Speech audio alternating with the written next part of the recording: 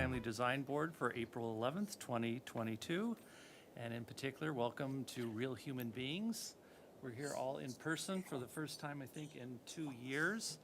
So please, I want to extend an apology if our technical changes are going to cause some kind of confusion while we learn how to reacquaint ourselves with being in the real chamber with real people. So I'm going to go down the general business. So for item A, we're at public comment.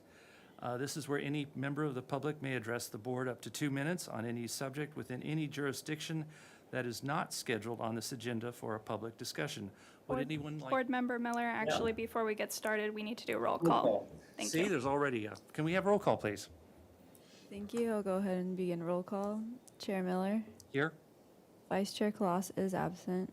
Board Member Arakelian, Here. Board Member Brantlinger, Here.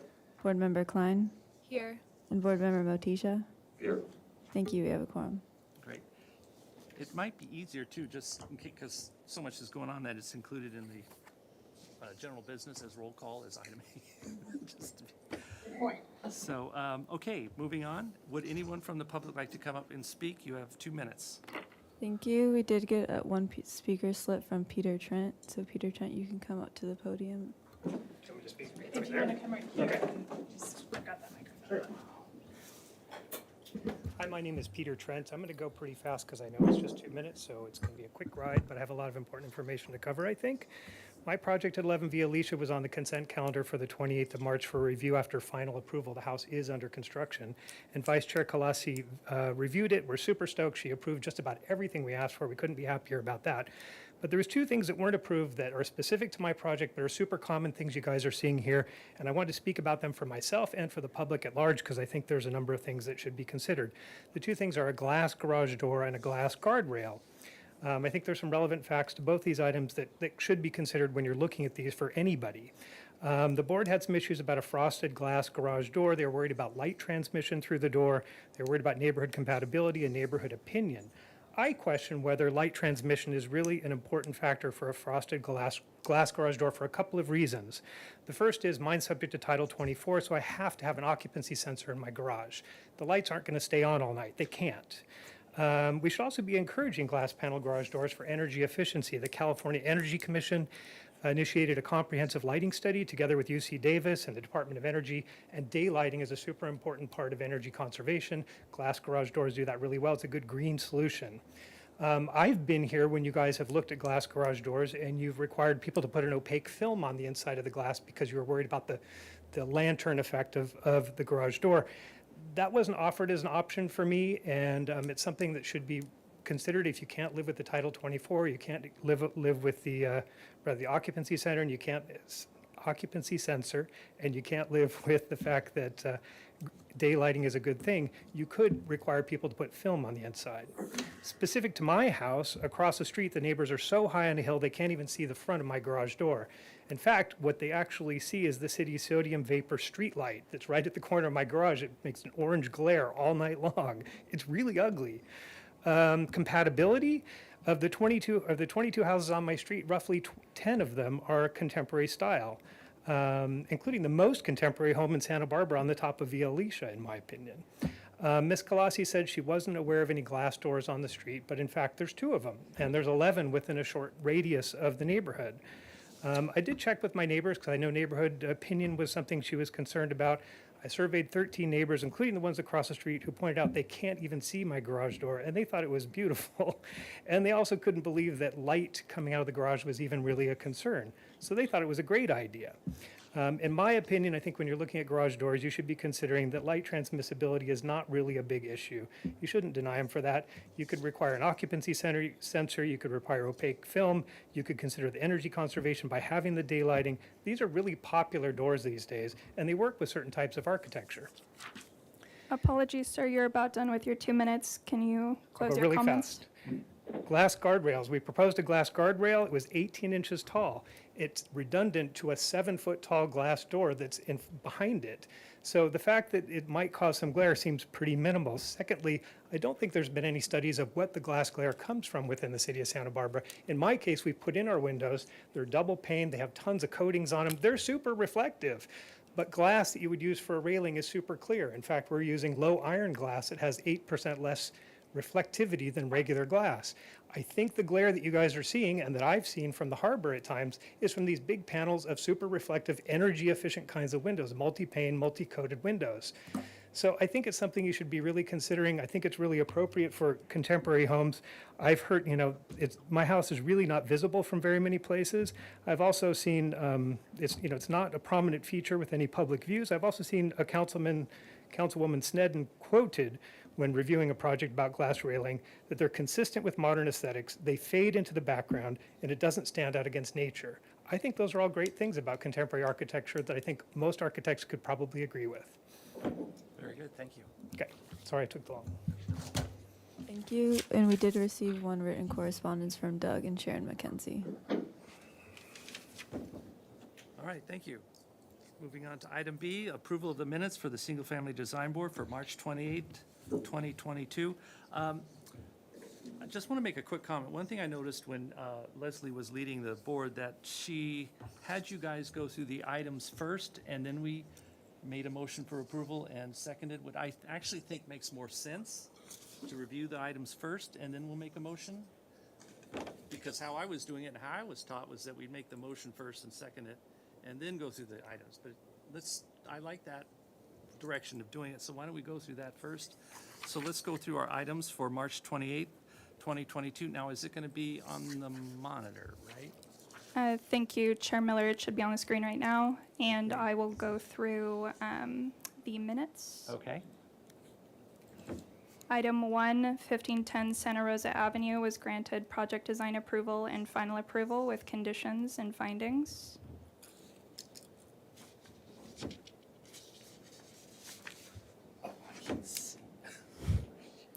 Item 2, 1709 Bath Street received project design approval and was continued indefinitely to consent.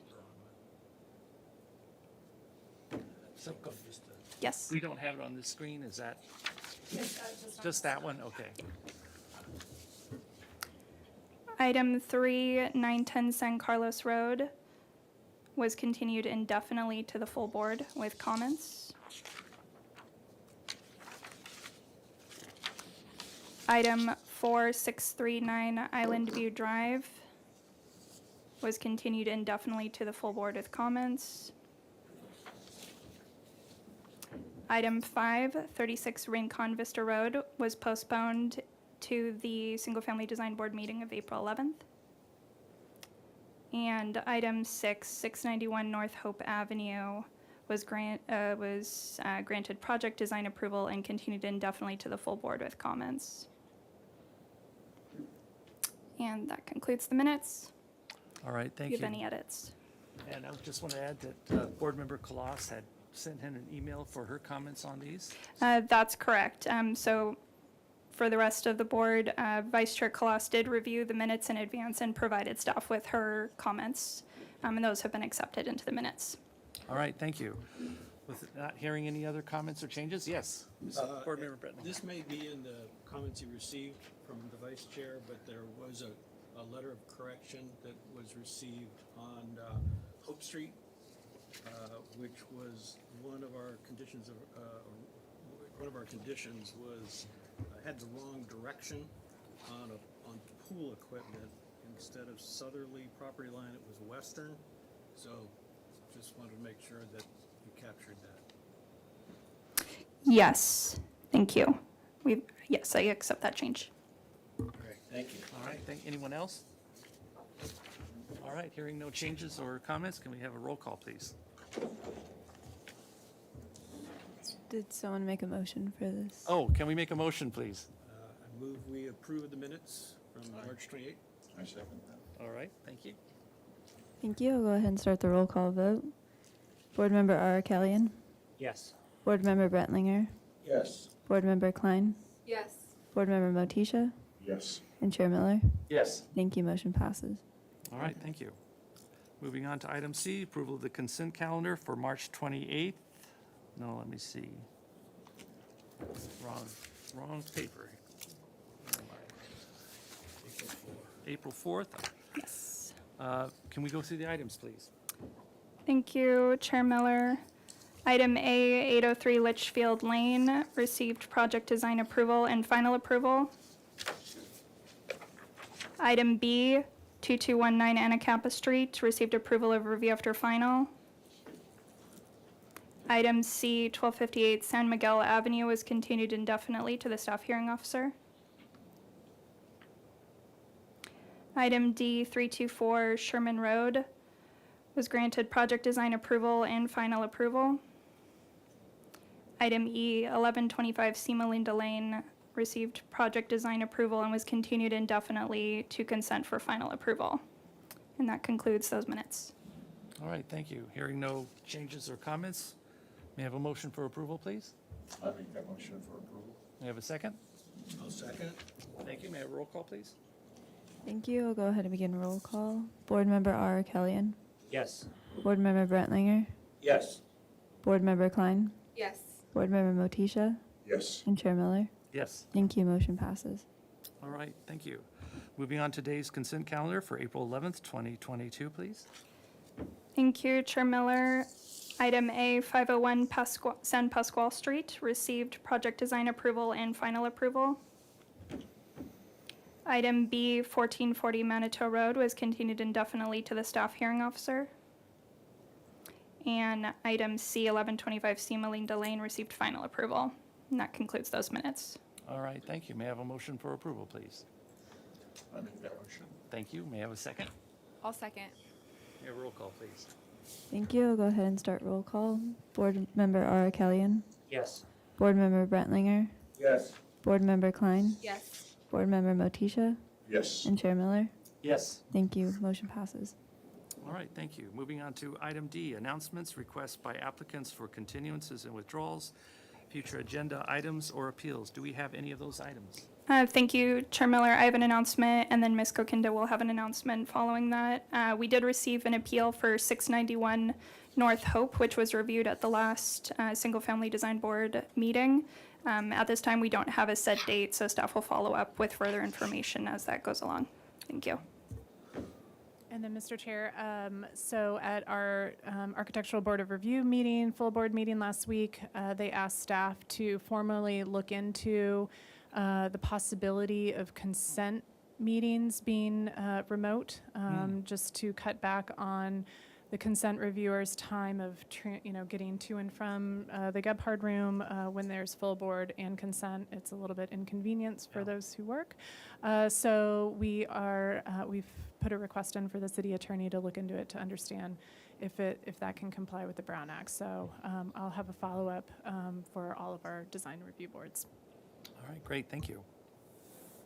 Okay, I believe we do not have any subcommittee reports at this time, so I think we could move on to our item number 1, 36 Rincon Vista Road. This is a continued item. Project design approval is requested. I will read through quickly the description. It's a proposal to demolish the existing 2,225 square foot, 3-story, single-unit residence and construct a new 3,291 square foot, 3-story, single-unit residence with an attached 442 square foot, 2-car garage and 40 square foot trash enclosure attached to the garage. Project includes a new pool, driveway, site retaining walls, and hardscape and landscape improvements. The proposed total of 3,733 square feet on an 18,295 square foot lot is 85% of the maximum guideline for the lot area ratio. Staff hearing officer approval of a setback modification, interior setback modification, and open yard modification was granted on January 12th, 2022. Project design approval is requested. Neighborhood preservation findings, hillside design district, and slope lot findings and grading findings are required. Project was last reviewed on November 22nd, 2021. Do we have minutes from the last meeting? Hi. Yes, and just one moment, just a couple things. So we pulled up your PowerPoint. We've got the minutes, we've got your old plans, and then these are your current plans. So Okay. this, And those are all Acrobat? it's all Acrobat. Okay, great. Okay. All right. Good afternoon, everyone. It's good to see smiling, real faces Really? after 2 years. I'm Dawn Sherry. I'm the architect for the project, and with me is Lauren Ballantyne from my office, and Jarrett Gorin, our planner. Before you go on, do we have review of the minutes so we could read them into the record? Yes, Mr. Gorin, in that folder, there should be minutes from the last meeting that you can open up. So is Mr. Gorin going to speak? Is he the man that's? They'll be portrayed on the screen, Oh, so- and then we'll go through the minutes. Okay. And, or, you know what, I can pull it up and we'll go through it since that's more of a staff-related item. Just bear with me for a All right. minute. And Chair Miller, I am Yes. going to be going through them one by one. Yes. And if they're up on your screen and you can read them, we can either read them in advance, but I'm going to be reading them again as we go through them. Well, So this is a good question. What do you think is the most efficient way of doing I think this? we should just go through the minutes as staff. I can just read them into the record and then the applicant can begin their presentation. Okay. Yeah. So the last motion was to continue to the staff hearing officer for return, oh wait, let's make sure it's the correct, yes, okay. Before I get started, continue the staff hearing officer for return to the full board with comments. The board unanimously agrees that they can aesthetically support the open yard modification for open yard space as the result of the hardships that this parcel has because it has 2 front yard setbacks. The board can aesthetically support the interior yard setback modification for the trash enclosure because of the need to have it within proximity to the street and that it is consistent with its existing location. The board can aesthetically support the front setback modification for the garage because it is aesthetically acceptable. In general, the board does not believe that the existing design meets the SFDB criteria as outlined on page 28C of the SFDB guidelines, section 11, architectural style, that a specific architectural style be pursued. The board recommends that the applicant revisit the recommendations that were provided or the direction that was given on October 11, 2021 to consider a ranch-style hacienda hybrid approach to the project. One board member made the comment that the garage is discordant with the rest of the proposed residence due to the significant quantity of stone on the garage compared to the main residence. The board defines the neighborhood to be used as reference for future reviews as the residence is along Rincon Vista Road in its entirety, Las Alturas, west of Rincon Vista, running down to and including Pueblo Vista Road.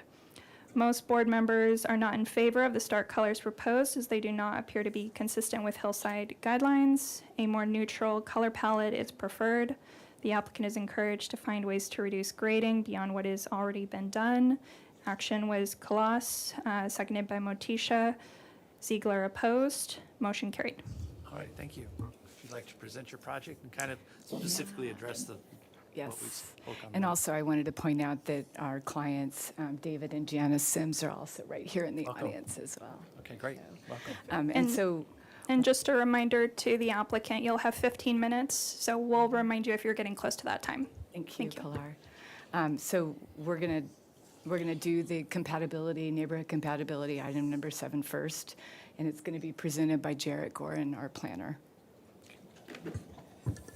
Hi, good afternoon, members of the board. I'm Jarrett Gorn from Vanguard Planning, recent a member to this project team, but I'm glad to be working on this project. So in November, and before that, neighborhood compatibility has been an issue. And in November, your board defined a specific neighborhood to look at. And the city's design guidelines state that we're supposed to be using the 20 closest lots.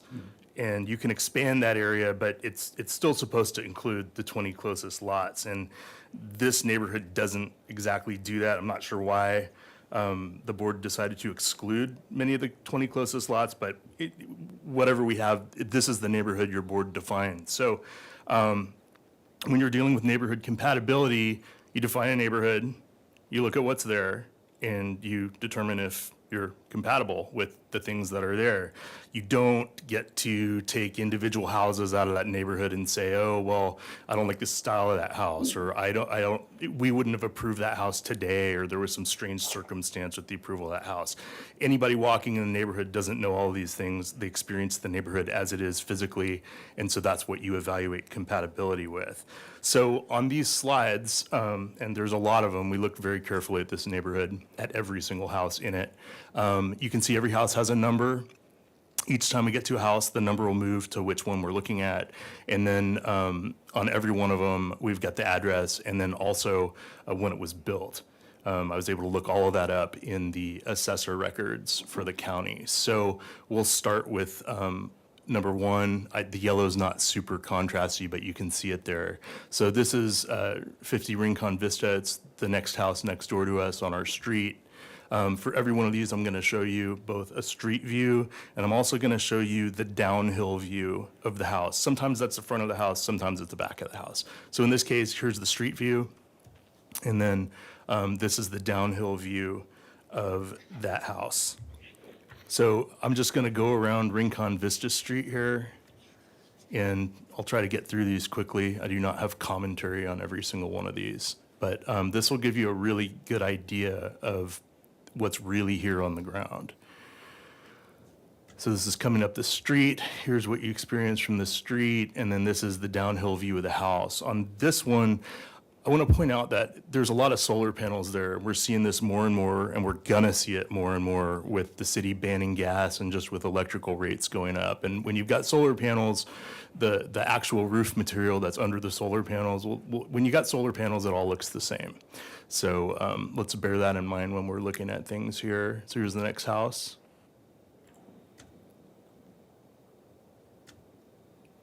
The next one.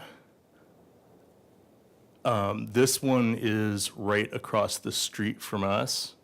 So you can see it's a modern house directly across the street from us.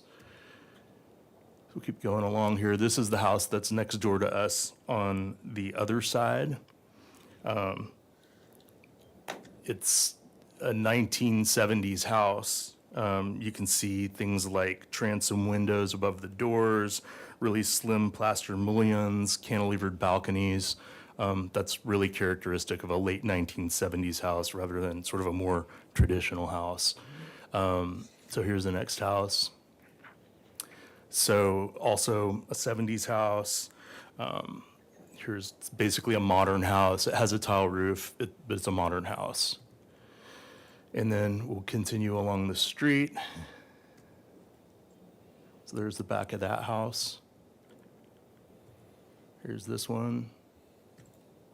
This is what it looks like downhill. Okay, and we get to this one here. This is the first house you see on the right when you enter Rincon Vista, or on the left when you're leaving it.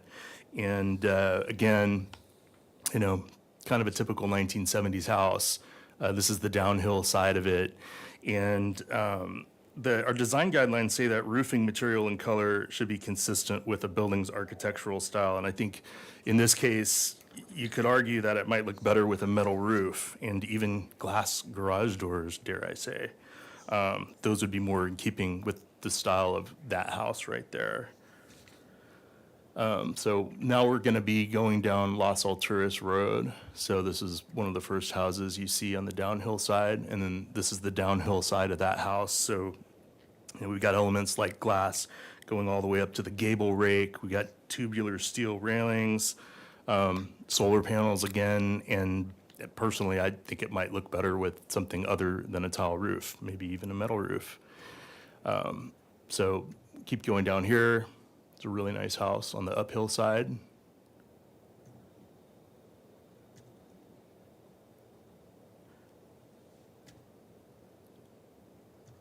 So I'm just going to go through these quickly.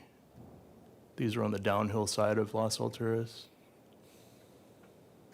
We'll get back up to the uphill side. So we've got this. It's probably one of the most visually prominent features in the neighborhood. You can see that house has glass railings on it also. Kind of a modern feature.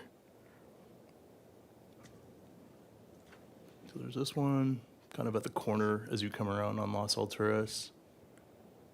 And then this isn't really a house, but it is experienced from the road. It's the driveway to another house that we'll get to, and the garage that we'll get to in a second here. So here is a mid-century house, 1956. That's the uphill side. Here's the downhill side. Wasn't expecting that. And then we'll keep going. So this is the house that belongs to that garage we just looked at. So here it is. Really nice looking house. So, again, here's a typical late 1970s style house with a tile roof, but, again, you got that glass going all the way up to the gable. That's really more of a modern element, and this is what you experience from the street. That's what that looks like a little bit on the downhill side. So, on this house, I'm not sure what architectural style to call that. It's kind of several different architectural styles in one house. This is the uphill side of Las Alturas. And then right across the street from it there, or no, this is next door to that one. So again, another 1970s house. Apologies, Mr. Gorin, we're about the halfway through Okay, the applicant I'm almost time. done. Thank you. So then we've got this house directly across the street from it, and this is, it's just really a typical California ranch style house that you'd see in a 1980s subdivision, like in the San Fernando Valley or Goleta or something. And then this is the downhill side of that house. It's the next house that you see. This one's actually down on Pueblo Vista. So here's the front side. So here's the next one you see from Las Alturas. And are y'all paying attention to these dates? About half the homes in this whole neighborhood were built between 1978 and 1982. So for the most part, the neighborhood, well, for at least half the part, the neighborhood is modern houses. So that's next door. Just keep going through here. You can see there's really a lot of different styles in this neighborhood. It's hard to say there's a real predominant style here. It's pretty eclectic. So again, another, 70s house, and it looks like a 70s house. Downhill side. Okay, so now, we're getting on to Pueblo Vista, and I thought, I didn't understand the reasoning for including Pueblo Vista. It's a dead-end street. You don't drive on it or through it on the way to or from our project site. So I wasn't 100% clear on why that was included in the neighborhood, but we studied that one as well. So here's the first house when you come in on Pueblo Vista. Here's next door to it. So, yeah, on this one, you can see, like, the whole south-facing gable, there are solar panels. Again, it's sort of a trend. So that's next door. Downhill side. Another pretty 70s house there. I guess it's an 80s house. All that whole is on time, kind of similar. Here's the next one on the other side of the street. So it's kind of an older house that they reskinned. And then this is the final house here on Pueblo Vista, again, late 70s house. It's got stucco, it's got tile, but it's a modern house. So it's an eclectic neighborhood. When you're driving up Las Alturas, this is the kind of view you see. You can keep expanding this neighborhood out, and you're going to keep seeing a view like that. You're going to see a mix of sort of modern, late 70s, new things that are new builds, and older homes sprinkled in there, at least in this part of the Riviera, not so much like it is over by El Encanto and that kind of a place. This is a much more recently developed part of the Riviera. So compatible doesn't mean identical. The city council, when they adopted these guidelines, they could have easily said, hey, this type of architectural style or that type is not acceptable on the Riviera, and they could have just prohibited it, and they didn't do that. So I think that this proposal here is compatible with that neighborhood, and I think that the photos show it, and I hope your board can take that into account. And that finishes my long-winded presentation. Thank you. So items 1 through 3 on the minutes were relative to supportability of the mod, so I'll just skip those. Item 4 was the issue about architectural style and a request to return with detailing. And these are our inspirational images. They were submitted, and they are also part of our, but I wanted you to see the finish board also. Our style is contemporary ranch. Have it actually hold something. Yeah, in part of right. my direction, if we could, City TV is pointed the camera down. If I could ask Mr. Chair to place them directly below the camera, there might be an X on the table, so they can do a zoom in for members of the public. to read it. Perfect, thank you. This contemporary ranch the style is almost without exception incorporates light-colored finishes and of either plaster or wood or a combination. Vertical and horizontal wood siding in many instances. The finish of the doors and windows is typically of a contrasting darker color, and the lines are generally clean with limited detailing and of a somewhat agrarian style. The roofs are either standing seam or dark metal composition or slate or a combination a lot of times. And the use of stone is often incorporated. So it's generally a clean interpretation of a traditional California ranch style. Item 5 of the minutes requested that we revisit the recommendations for a combination of ranch style or a hacienda hybrid. And we did look at that, and we feel that very strongly that our design picks up on many of those elements, including but not limited to the large, expansive French doors and openings onto covered patios, sandstone exterior wainscoting and column bases, and sometimes entire walls of stone. White or an off-white exterior color is prominent in this hacienda hybrid or ranch. Wood-covered entry porches and porch columns. And the massing of the 1- and 2-story that we're proposing is also very similar to that which is seen in the early Cliff May Hacienda Ranch homes, which was mentioned in one of the earlier meetings as well. Item 6 was a comment about one of the board members feeling that there was too much stone on the garage, so we actually took that to heart, and we agree that if you go back to, put the first page on the screen, and you'll see that we've incorporated a sandstone base all around the garage instead of a full sandstone, and we've carried that wainscot throughout except for one exception on a couple exceptions on the front elevation, but around the entire, if you go to keep scrolling down to page, you scroll down these pages here. which To the rendering page, it's the color rendering page. Keep going. Right there, that one. So you'll see that that shows how we extend you can see there that if you remember, we haven't changed anything, but it's all stone on the lower level so that the retaining walls blend into the hillside along with the extensive landscaping that we're proposing.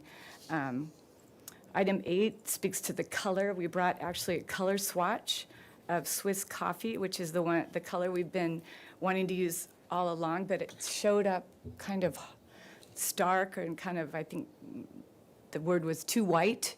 So we wanted everybody to actually see that color compared to white, so that you can understand that it's a softened off-white, and it's actually a color you see all over Santa Barbara as an off-white. Item number 9 encouraged us to find additional ways to reduce grading, which we have reduced the fill from plus or minus 2,700 cubic yards of fill to a net fill of 420 cubic yards. So we did that by lowering the driveway, lowering the house, and lowering the garage. And that concludes my presentation, and we look forward to moving forward with this project. All right, thank you very much. Did we get public comment? Thank you. We did receive 2 speaker slips, and I will start with Jim Head. Where do I go?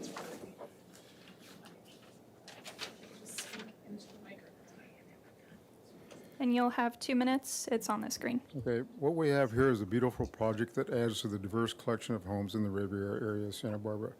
There are many types of roofs within this area, including metal, tile, and composition, if that is the real issue here. Sherry and Associates have done a superb design for the Sims home. I've lived in Santa Barbara since 1952 and have been a building contractor for 50 years. I've dealt with the Santa Barbara Building Department since 1982 when I became a contractor. The timeline for the approval process was slow then, and it is even slower now. I've dealt with clients' anger, grief, and even divorce because their approval process is so stressful. At times, I've even felt like a marital counselor. If it isn't bad enough with the high real estate prices here and the cost of building and going through the building approval process is over the top, there's no way my children could ever live here due to the high real estate prices in Santa Barbara. When have any of you done a building project lately? Are any of you aware that the current building costs?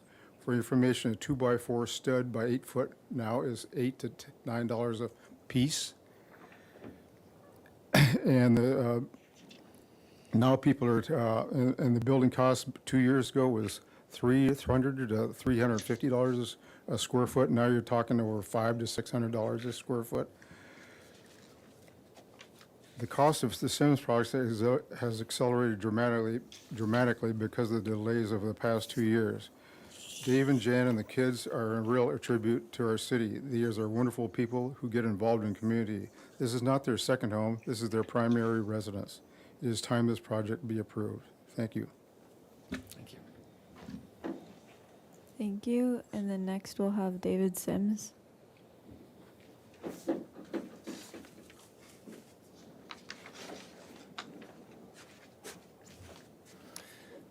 Hi, I'm David Sims, and my wife Janice is here with me. We're the owners of 36 Rincon Vista. Let me say that I also agree that it's nice to be here in person and see all of you and get to speak and interact. We wanted to introduce ourselves again. There's 2 new board members since we started. We purchased the property just before the pandemic, and since then we've become full-time residents of Santa Barbara. We want to make sure everyone understands that we started our outreach program or efforts to the neighbors prior to our first hearing. We walked up and down the street, knocked on doors, put letters in mailboxes, and we got to know our neighbors. And that's been a positive byproduct of the whole lengthy process, actually. We met everybody on our street, many neighbors on Las Alturas, and more around the Riviera. We've even incorporated changes based on their input. For example, we lowered the entire house a couple feet to preserve the neighbors' views. We reduced the retaining wall heights by doing that. We altered the facade materials and enclosed the trash area to enhance the streetscape.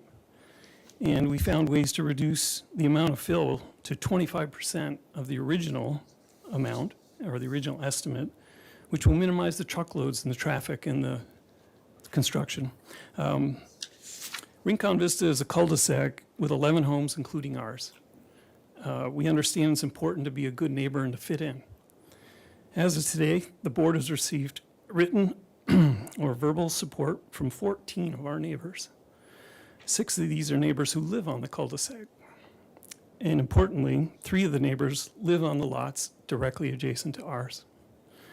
We've met or consulted with local architects, land use planners, engineers, builders, landscape architects, planning department, the fire department, and now our fourth trip here to this board. Based on all the feedback that we've received, we believe we have an approvable project, and importantly, our neighbors agree. We hope you agree too. My wife and I respectfully request your approval of our project today. Thank you. Thank you. And we did receive 11 public comment letters that were distributed to the board prior to this meeting. And Mr. Chair, for the sake of being new, it looks like we might have one other speaker slip coming. So again, if you wish to speak, please fill out a speaker slip. The speaker slip is right here on this door, and we will make sure that you get it. And if you could just state your name for the record. Hello, my name is Maddie Sims. I'm the daughter of Jan and Dave.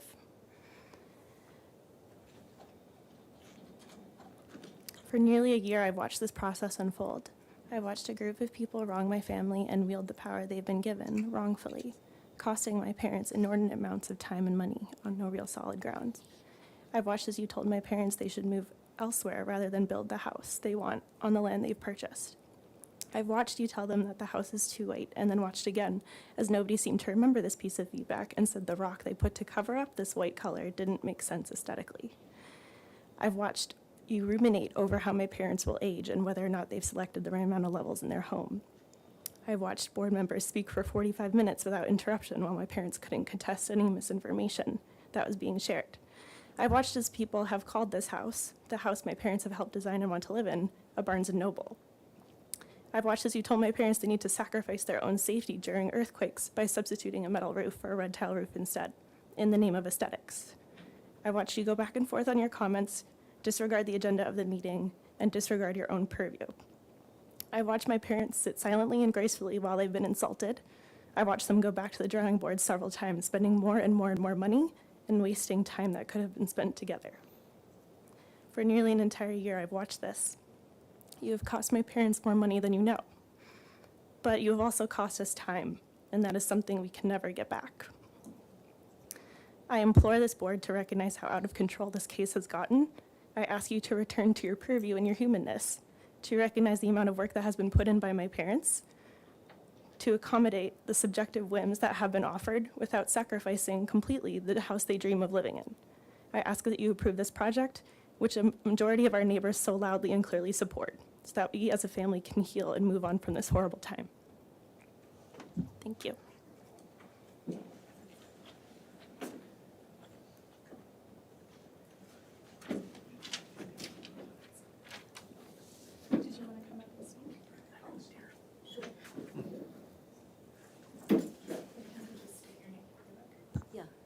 So I'm Gita Labrenz. I'm the property owner directly adjacent to this building project at 36 Rincon Vista. I live at 34 Rincon Vista Road. So I have sent you several letters expressing my concern, and presently I have no proposal as to how to mitigate what I anticipate. I'm retired at the moment. I earn my living by writing. I live at home, and which means I don't know what to anticipate over a 1 to 2 year period of construction noise, 6 to 8 hours a day, 5 days a week, how that will impact my well-being. I'm concerned about that. So and then all the other concerns I have expressed structurally, what may happen to, structurally could happen possibly to my house. And I think you have it in the letters I sent to you. Thank you very much.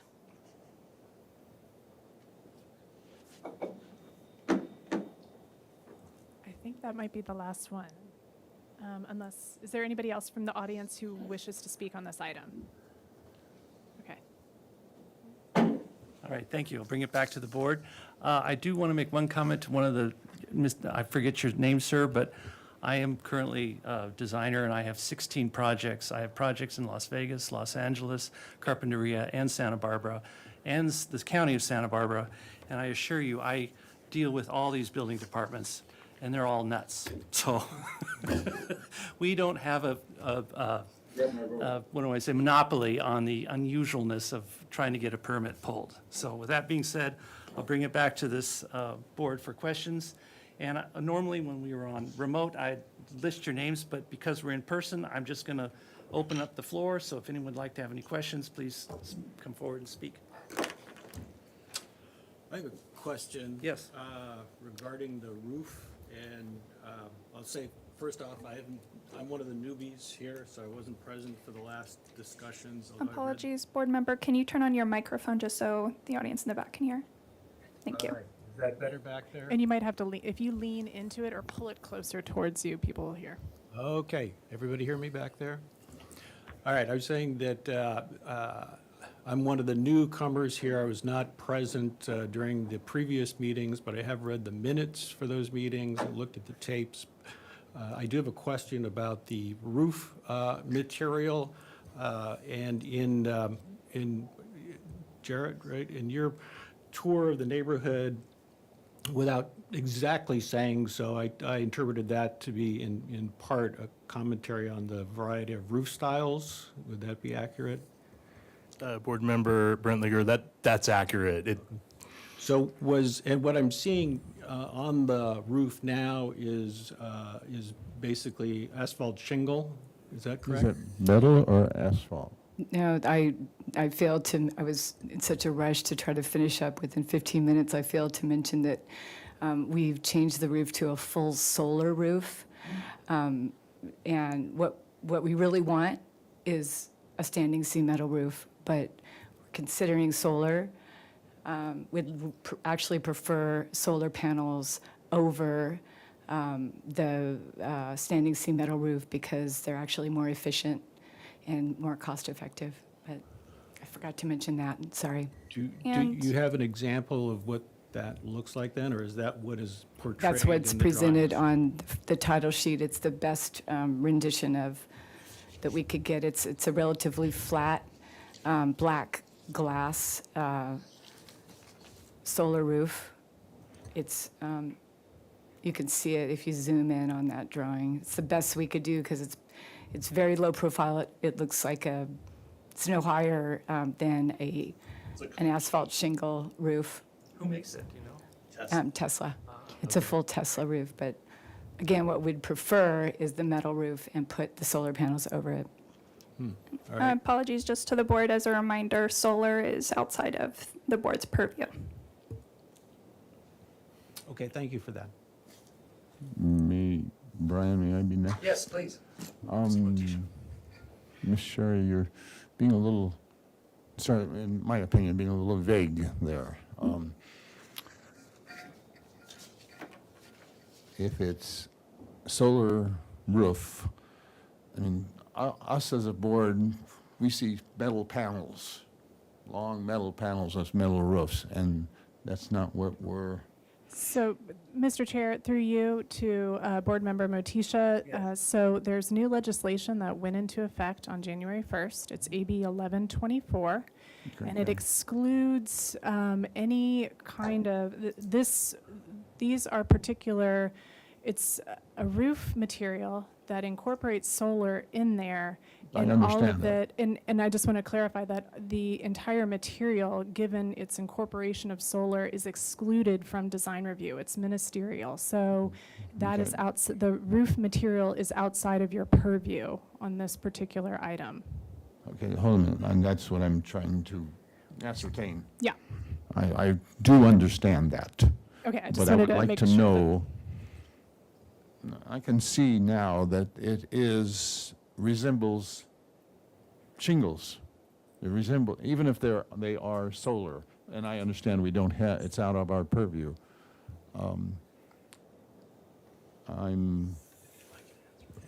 Like I said, I would like it a little bit more defined, definite.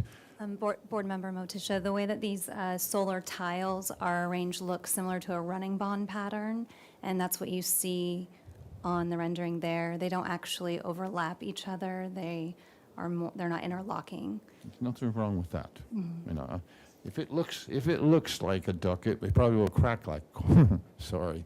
Okay, now we're getting closer. Now I can see. I can make it bigger. No, that's fine. And if it looks, if it's not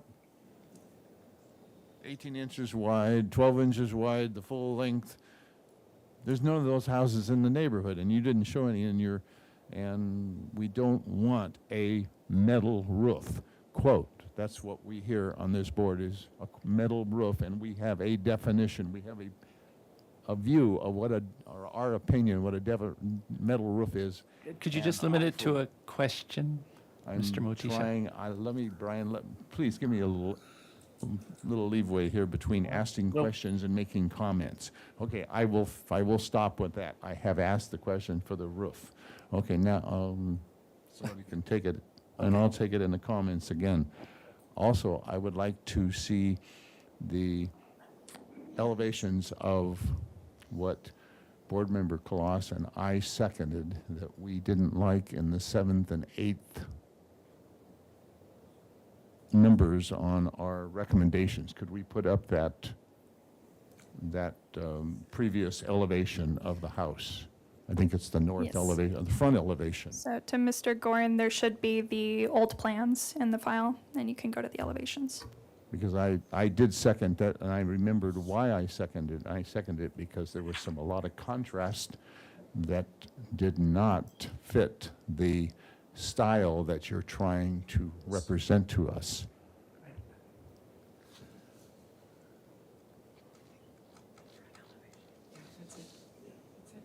Okay, there.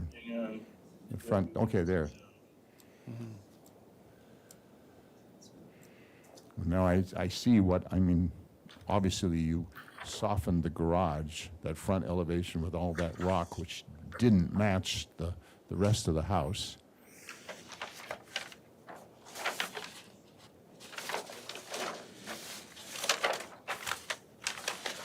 And you have, I think, changed some of the windows to not, that main center window with the 6 panes in it, I think that has changed.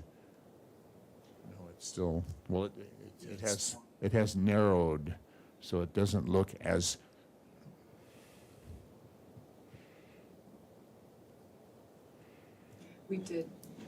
We did add stone to the right of the front door when we Yes, I see it. removed it, and Yes. that contributed to carrying the theme of stone all the way around the house. We thought that your comment was good. That's why we did that. okay, that's all my questions. Thank you. All right. I just want to confirm that there's no changes to the landscape. I remember giving positive comments, and I just want to confirm. Thanks. No questions. Okay. Mine was the roof, but that was answered, so I have no questions at this time, so I'll bring it back to comments. Who would like to make comments, please? I'll start out. Okay. Okay, yes, I like what you have done, the changes you've done.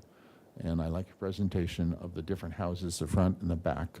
There are, in my opinion, and I'm on the board, there are basically 3 types of houses in this neighborhood. There are the traditional Spanish that's moved into a little bit modern, but still has Spanish with the tile roofs. There is this type of house, and there are several in the neighborhood that are this type of house. Not so much all straight gabled roofs, but this contemporary style. And then there are a few modern. This, I think what you've done now is a little bit more in keeping with our guidelines that force us to tell you, and I apologize if we've been mean in the past and not, it's not our way to be that way. We just have these guidelines we have to follow. And whether the 16 neighbors in the neighborhood just love your style, we can't stay with that style if our guidelines don't allow us. And we've kind of massaged this to try to get the architect to get a little bit more into our guidelines, which we as 7 individuals will allow. The board, we have to vote on our guidelines, not on what 16 people in the neighborhood insist is they like. Can I say then why did, So I we got that, we apologize, can't, no, yeah, this is let's not not the make right this, yeah, sorry. Don't. Are you? Okay, that's my comment. All right, thank you. I'll go. Yes. I appreciate the significant due diligence that you've made for neighborhood compatibility and talking to your neighbors and getting their approval. And that was very evident today with the planning presentation and with the speaker slips and people that spoke today. And also I appreciate the significant decrease in grading, which I think has really improved the impact of this project. Those are my comments. All right, thank you. Yes, Mr. Brentlinger. Yeah, I'd like to also echo. Mr. Bentlinger in the microphone. I'll figure this out sooner or later. Yeah. I commend you for getting the comments from your neighbors. I think that that was useful, at least from my standpoint. And likewise, I'd echo the comments about the reduced grading. You've got a lot to work with there, so I know that's difficult. And I, for one, with board and batten, like standing seam metal roofs, but solar is great, so I support the project. All right, thank you. Mr. Kelly, you have any comments, please? I do. I believe the improvement to this shingle-looking roof is aesthetically appropriate. I believe the applicant has done a good job in addressing item 5 of the previous motion, and I would be in support of the project for PDA. Thank you. All right, thank you. My comments are, there's a lot of aspects to this house that are extremely traditional. Number one, the windows and the mullions and how you address that are quite traditional. I think I really appreciate the color palette. Seeing it in person is great. I really appreciate the fact that you've reduced the grading. That was important too. So I can support the project too. I think it'll be a great addition. The only request is that when you get it done, that you have a huge block party to celebrate. So that's my only closing comment. Would someone like to make a motion, please? And to the board, we'll pull up the findings. So whoever is the motion maker for this item, if you'll just include in your motion the neighborhood preservation findings, hillside design district and slope lot findings and grading findings, and I'll go to that slide. Just bear with me.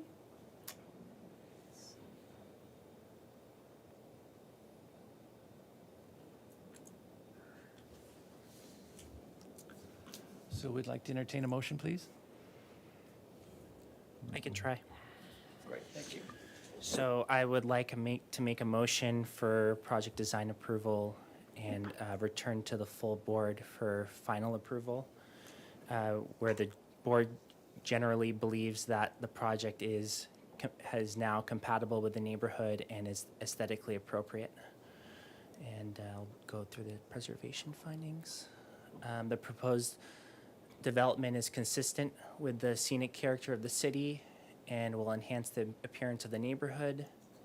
The proposed development is compatible with the neighborhood, and its size, bulk, and scale is appropriate to the site and neighborhood. The project uses quality architecture and materials.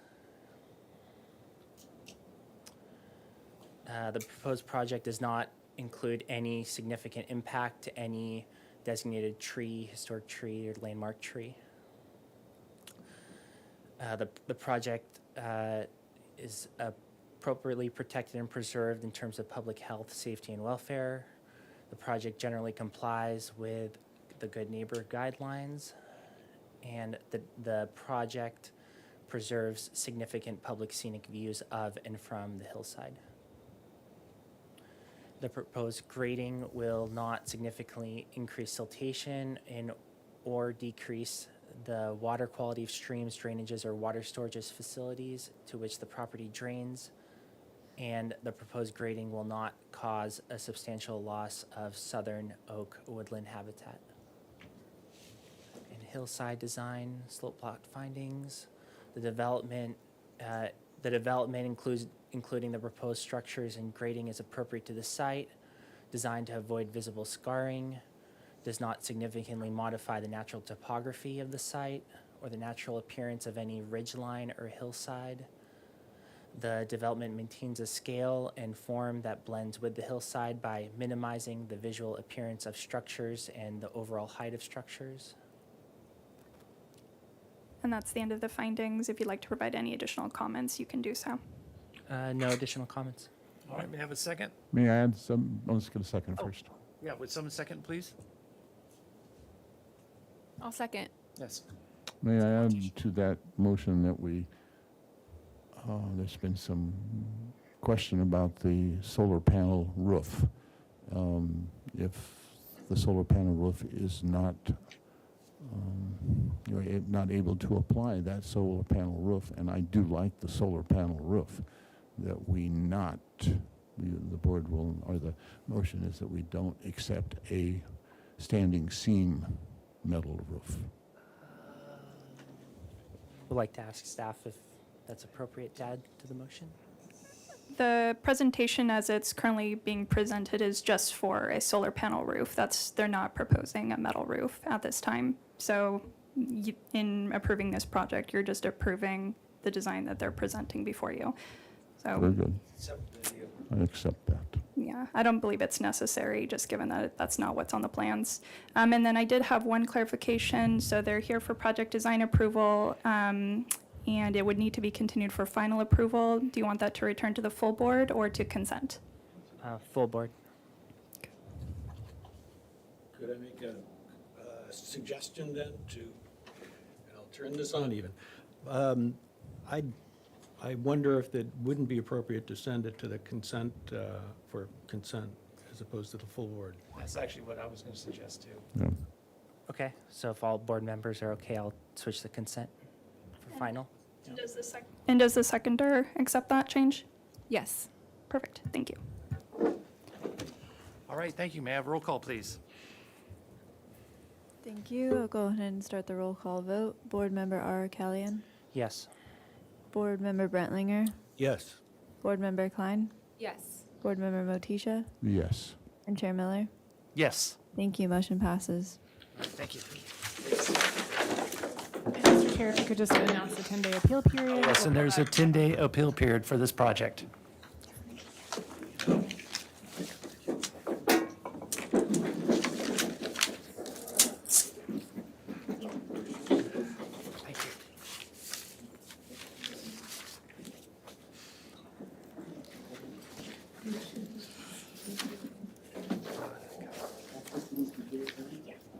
Your presentation materials are all in that. I'm just going to explain, and again, it's focused, so we're just kind of. All right, moving on to item number 2. We're going to 650 Rockwood Drive. This is a continued item. This is for concept review. Proposal to construct a new 3,430 square foot, one-story, single-unit residence with a 500 square foot attached garage and 767 square foot detached accessory dwelling unit, ADU, on a vacant lot. Project includes new hardscape and landscape improvements, including the removal of 5 coast live oak trees to be replaced with 7 new oak trees. Staff hearing officer review and approval is required to allow the uncovered parking space for the ADU to be located within the required 35-foot front setback. The proposed total of 4,697 square feet on a 26,968 square foot lot is 99% of the guideline maximum floor-to-lot area ratio. This is a focused concept review to discuss the location of the uncovered parking space for the accessory dwelling unit located in the front setback. No final appealable decision will take place at this hearing. Neighborhood preservation findings and hillside design district and sloped lot findings will be required when the project is reviewed for project design approval. Project was last reviewed on November 22nd, 2021. Do we have minutes from the previous? Thank you, Chair Miller. And yes, I'll pull up the minutes so we can go through those items. Just bear with me for a moment.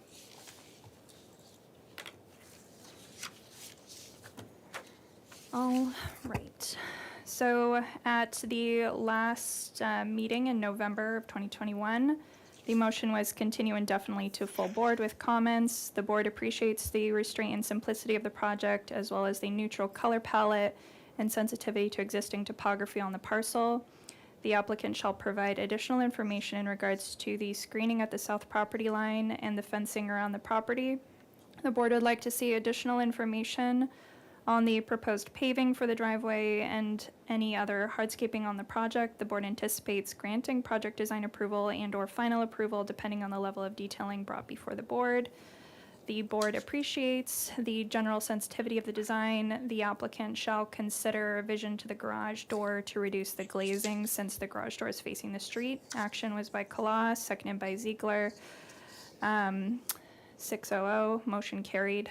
And before the applicant begins their presentation, this project has since November been going through the application completeness review process with the city.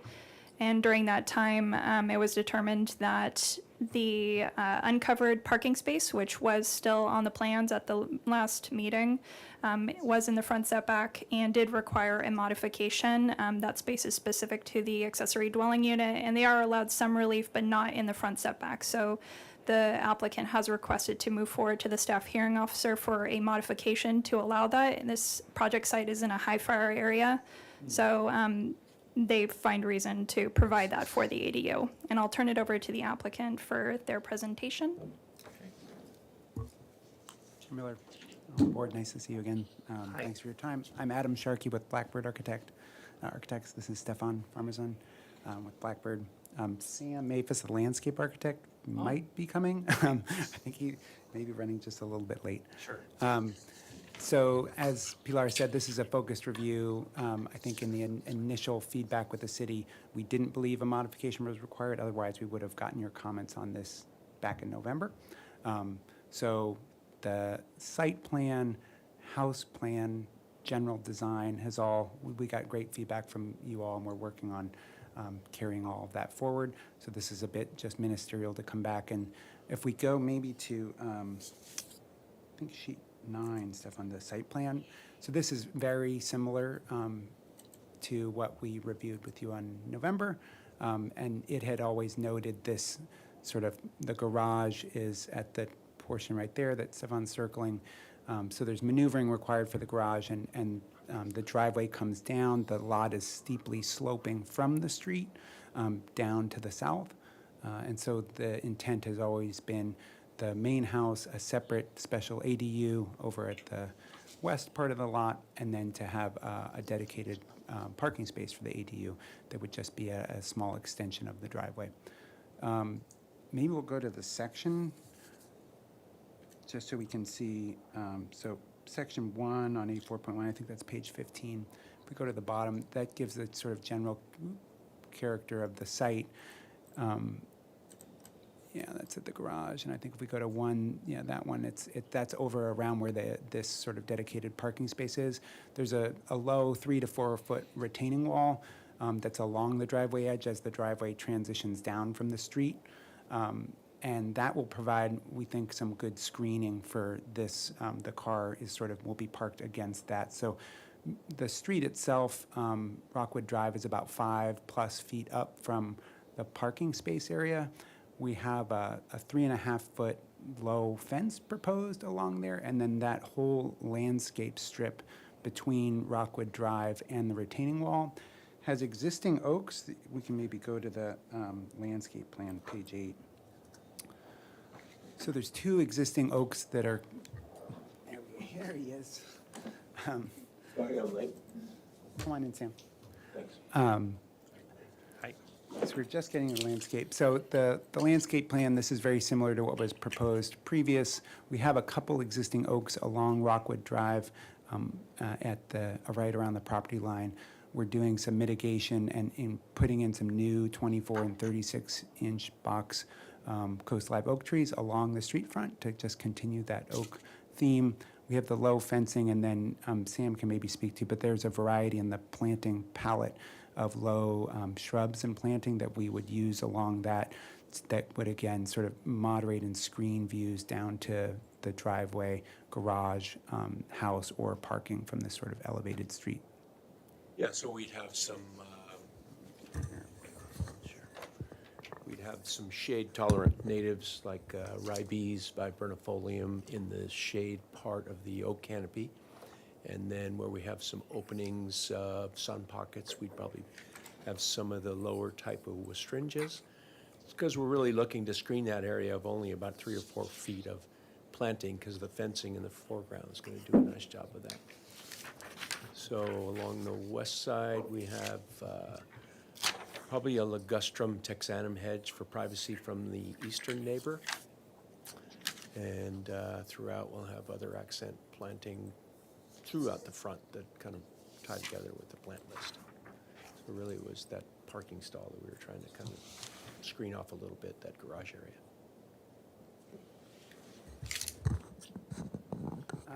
So we're available for questions. I know it's a focused element.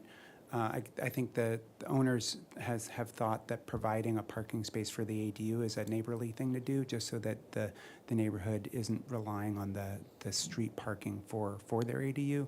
It's a large front yard setback of 35 feet, and it's a steep slope, so to attempt to try to locate a parking space outside of the 35-foot front yard setback would have pretty dramatic consequences on the amount of driving on site, the amount of paving, and the amount of grade change that cars would need to traverse to get back up to the street. With that, we're available for questions. All right, thank you. Do you have public comment? Thank you. We did receive one public speaker slip, and then I'll start with Tate Christopher. Thanks. My name is Tate Christopher. Thanks for having me today. I'm the owner of 706 Rockwood Drive, which is, I guess, east. East? East? Yeah, I'm east of a lot. Gotta get my directions right here. I have some questions and concerns regarding 650 Rockwood Drive. Water runoff and erosion from 650 Rockwood Drive to 706 Rockwood Drive. In December of 2021 and January 2022, as well as March 2022, we've experienced several rainstorms in Santa Barbara, including our neighborhood. And this encompasses both 650 Rockwood Drive and 706 Rockwood Drive. When it rains, there's a tremendous amount of water runoff from 650 Rockwood Drive onto our property, which is on the west side of our property. And this is due to the slopes and the pitches of the land, which angles towards our property. This is creating some flooding and erosion to our property, causing unknown underground damage. We have existing pavement and plants and trees, including a California oak, along the property line that receives an excessive amount of water from 650 Rockwood Drive.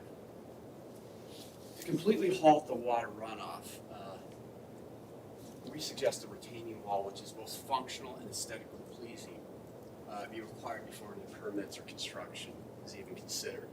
Additionally, a water collection reservoir is absolutely needed for the property. What specific plans, I don't know they have for this to rectify the issue as far as is there a retaining wall along the property line so that we don't get damaged. Because water runoff damages our property and the property value, as well as creating a dangerous situation. Item 2, the owners of 650 Rockwood Drive are proposing the maximum square footage or near the allotted building for a home. And because of the severe issues outlined in number 1 that I just went over, it's not acceptable to maximize the maximum property size of their lot. Okay? When it affects the water and erosion issues on our property. A retaining wall and water reservoir, which will be required to protect our property, needs to be incorporated in the overall development. We are against development of the property size being proposed based on these issues. Finally, we've had to bring in topsoil and dirt in an effort to shore up our property from further damage. However, that's not going to protect us from the runoff of 650 Rockwood Drive when it rains next. So, thank you very much. Thank you. Thank you. And we did receive one public comment letter from T. Christopher that was distributed to the board prior to this meeting. And I just want to get a clarification here. Our purview today is strictly on the location of the uncovered parking space. Is that correct? That's correct, Chair Miller. The intent of today's hearing is to get feedback on the uncovered parking space so that this can move forward to the staff hearing officer. This project will return at a later date to the board for the whole property when it comes for project design approval. Okay, so the neighbor that showed up, I just wanted to clarify that we're basically here for the parking and not for the other issues. So that's kind of what I wanted to address, so that you are aware of what's going I've been on. to one of these hearings before, thank Sure. you, but it's better to know what the problem is now. Okay, thank you. Thank you. All right, bringing it back to the board for questions. I'm actually going to revoke what I was saying, so I'm going to go down the list, and just for the sake of speed and efficiency, Board Member Ara Kalian, do you have any questions, please? I do. So I'm on page 13 SP of our guidelines. I want to ask you if any plantings have been considered to add more shading to the proposed uncovered parking space for the ADU. I can speak to that. Sure. There's the existing oaks that are. Yeah, if you notice the plan on the south side of the parking space, there's a group, a little cluster of 3 existing oaks. And those are to remain and be protected, so they create a canopy on that side that'll cast shade towards that parking area. And they will get larger, of course. As we know, coast live oaks have a wide wingspan when they have a healthy environment. So we imagine that the upper and lower, south and north plantings of coastal live oaks will create kind of a nice canopy over the top of that parking space. Thank you. Those are my questions. All right, thank you. Board Member Brentlinger, do you have any questions, please? I do. I'll go on the other side of the parking spot and ask you to, I heard from the presentation that there is a wall being constructed there for retaining purposes, among other things, including shielding, and then also plantings on top of that. Could you tell me how high the sum of all those would be in terms of providing some sort of barrier from the street towards the parking spot? I can speak to that. Yeah, either one. So from the wall, maybe Stefan zoomed in section. Retaining section. It varies a little bit, but I think it's approximately about a 4 foot, 3 foot in some areas to 4 foot. So probably on average about a 4 foot height from the base of the parking to the top of the wall. And then Okay. planting on the terraced uphill side Right. would start from there. So Sam can maybe speak to the height of that. But we're kind of up at 4 feet to the base of the planting. And the idea is that we have also in that stretch of planter, the plantings, but a little fence of 42-inch high horizontal board fence. So that'll be in the foreground of some planting on the street and of course a backdrop to us. So we'll have say a 7-foot condition of Okay. screening and then plantings to soften both sides. Okay. From the lower parking area, excuse me. That answers my 7 question. That's, okay, thank you. One other question, which is, it's totally up to your client, but is there any concern about just confusion between the ADU parking and the primary homeowners parking, since they're sharing that same driveway space, especially for turning around? No, I think there is a pathway that's shown to make circulation across the front and to connect the ADU front door from that area. So it's there's a sort of high route and a low route for good, easy access to the ADU. And then- Excuse me, I was sorry. actually speaking about vehicular. Right, Okay. yep, so the garage, it has its full maneuvering of back out, turning and exiting that doesn't impinge on the ADU parking, so there shouldn't be any conflicts, and they saw it as a desirable there you go, yeah. That was a good traffic turnaround Yeah. radius study. Okay, thank you. All right, thank you. Board Member Klein, do you have any questions, please? No questions. Board Member Motisha, do you have any questions, please? Yeah, on the previous site plan, I think it was, right, when we were looking at first. Red circles, are those trees that are being removed? Yes. So you have a big, huge one right there, which is being, sorry. That's being removed, that one big, huge red circle. Tree number 5 is the eucalyptus, yes, that's being it. Okay. proposed to be removed. It's a large eucalyptus that's a fire concern and a leaning concern. Okay, no, and that's our fine, arborist that's my question. Direct his All I have. attention to that. All right, thank you. And I don't think I have any questions. It's pretty clear. I guess it's a visual impact. Is there an elevation from a street view from this, or is there, do Do you have anything Yeah, like the that? basic project elevations we can show, that we had shown before, I think the 3 series, Stefan, yeah. So that's sort of, when you look, this is as if it's from the flat, so you're going to be looking from up higher. So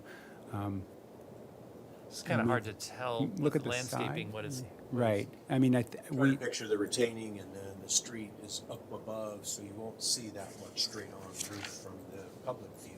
Okay. You'll see looking down at that roof, mostly roof and a little bit of window. Okay. And a lot of planting in the foreground. All right, I think that, yeah, okay, I get it. So I'll bring it back for comments. Board Member Arakalian, do you have any comments, please? No comments. All right, Board Member Brettlinger, do you have any comments, please? Nope, no comments. All right, Board Member Klein, do you have any comments, please? Yes, just I aesthetically support the uncovered parking space in the front setback. The retaining wall is relatively low, and there's significant screening all along the property line there. And to address the stormwater concerns, it's permeable paving, so that's also a nice addition. Great. Board Member Motisha. Yes, I also approve of the parking in the front setback. I would encourage the architect to be, I don't need to second guess you, I apologize, but we had a comment about water runoff, and we are talking a place that water would run off. So do something along that line before your next presentation in front of us, and it will alleviate a lot of problems. As a follow-up to that, do we know what tier stormwater management this will qualify for? yes. So we're at Tier 3. We have already a hydrology, stormwater. Our civil plans that are in this do show a large catchment Okay. reservoir that would capture all roof runoff. Show retention, yes. All right, so that's the most stringent retention program that you can take for these kind of projects. So, all right, good to know. All right, with that, they're here for comments only. Would someone like to make a motion, please? Oh, and my only comment, sorry, is I appreciate the fact that you're adding parking to get it off the street. So that's a positive right there, so. And to the board, for who is the motion maker, if you could just include in your comments, if the uncovered parking space in the front setback is aesthetically appropriate, and any comments about the aesthetics and things you would like changed, or if it's acceptable as is. Thank you.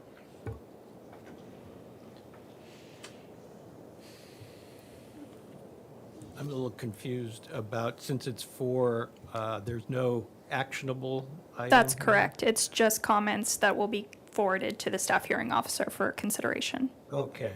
I have a follow-up with that too. Just, is it, when you say carport, does it have a roof over it? Oh, carport. Apologies. Did I say carport? Uncovered parking space. Okay, great. Apologies. All right, good.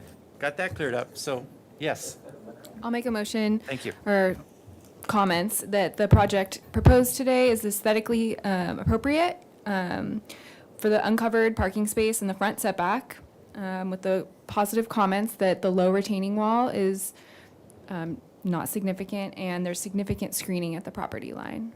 And also the permeable pavers for the parking for stormwater is also a nice addition. All right, thank you. Do I have a second? Second. I think you won. Okay. All right, can I have any, roll call, please? Thank you. I'll go ahead and begin the roll call vote.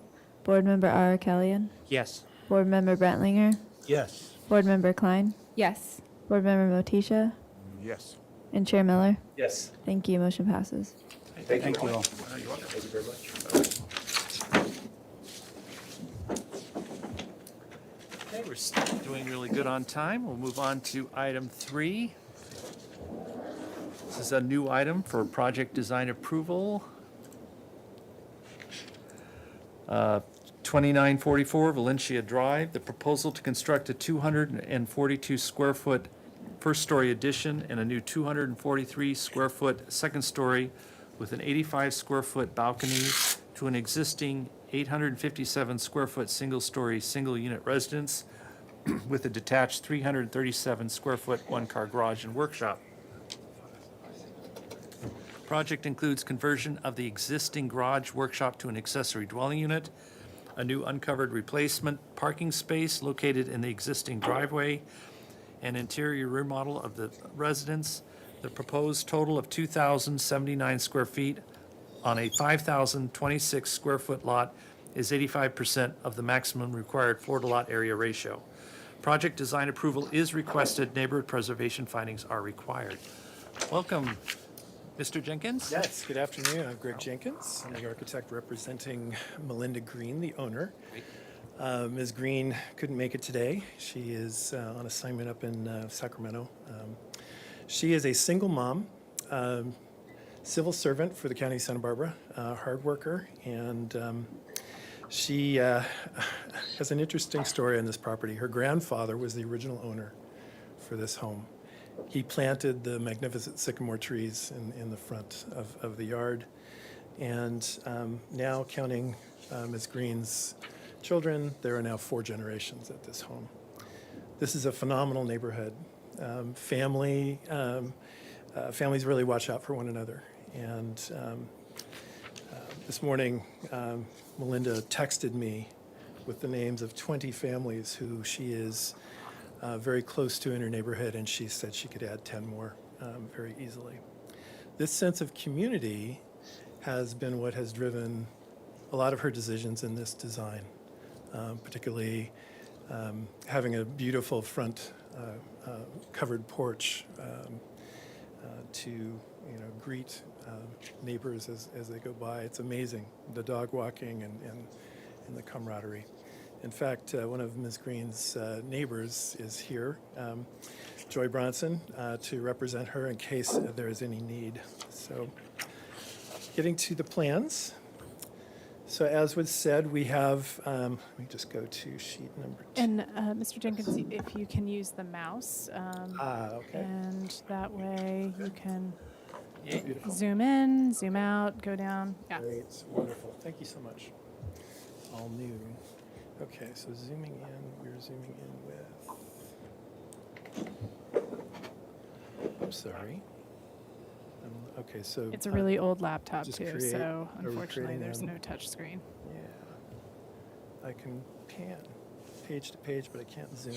If you right-click, you might be able to do What about the marquee little zoom, plus in the and circle? then, Oh, there we go. or that too. Okay, great. All right, thank you so much. Okay, let's go to the plus. Okay. Bear with me. Thank you for your patience. Sure.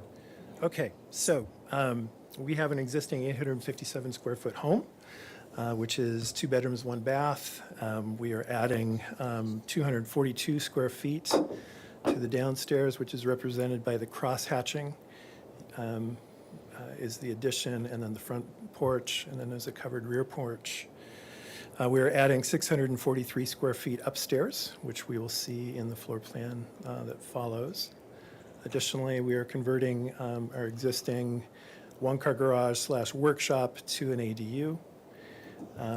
You can see the existing floor plan. And let's go to page 2. Oh, I should mention that certainly we are, from a landscaping standpoint, we are most definitely retaining the beautiful sycamores in front. We are Tier 2 from the Stormwater Management Program. The existing driveway is an existing paver system that was installed a number of years ago.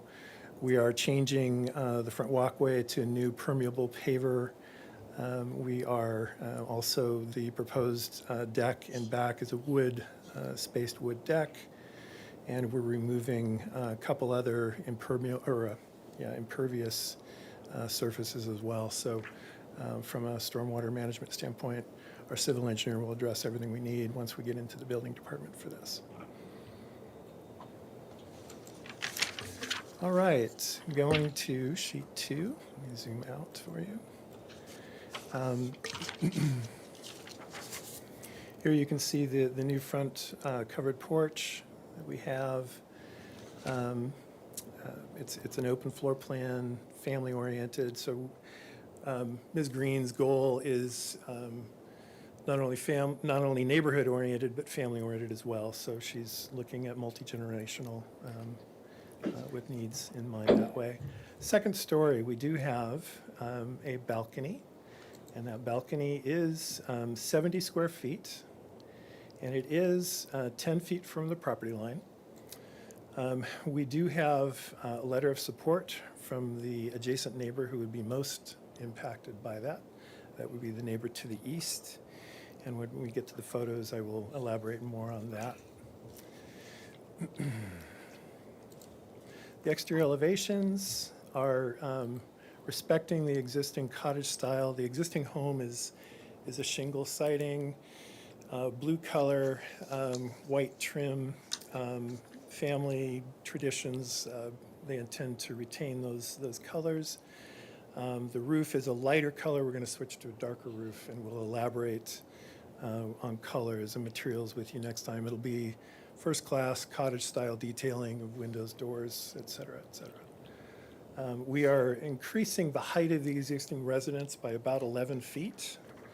And let's go back to my notes here for that. So the existing height of the residence is just over 12 feet, and the proposal will be just over 23 feet. All right. I don't believe you need to see the ADU elevations because they are going to be ministerially approved, but they are all the same materials and architectural features from that standpoint. So let's go to photographs. All right, this is a close-up of the front elevation. So you can see that is actually shingle siding. It's not a plank.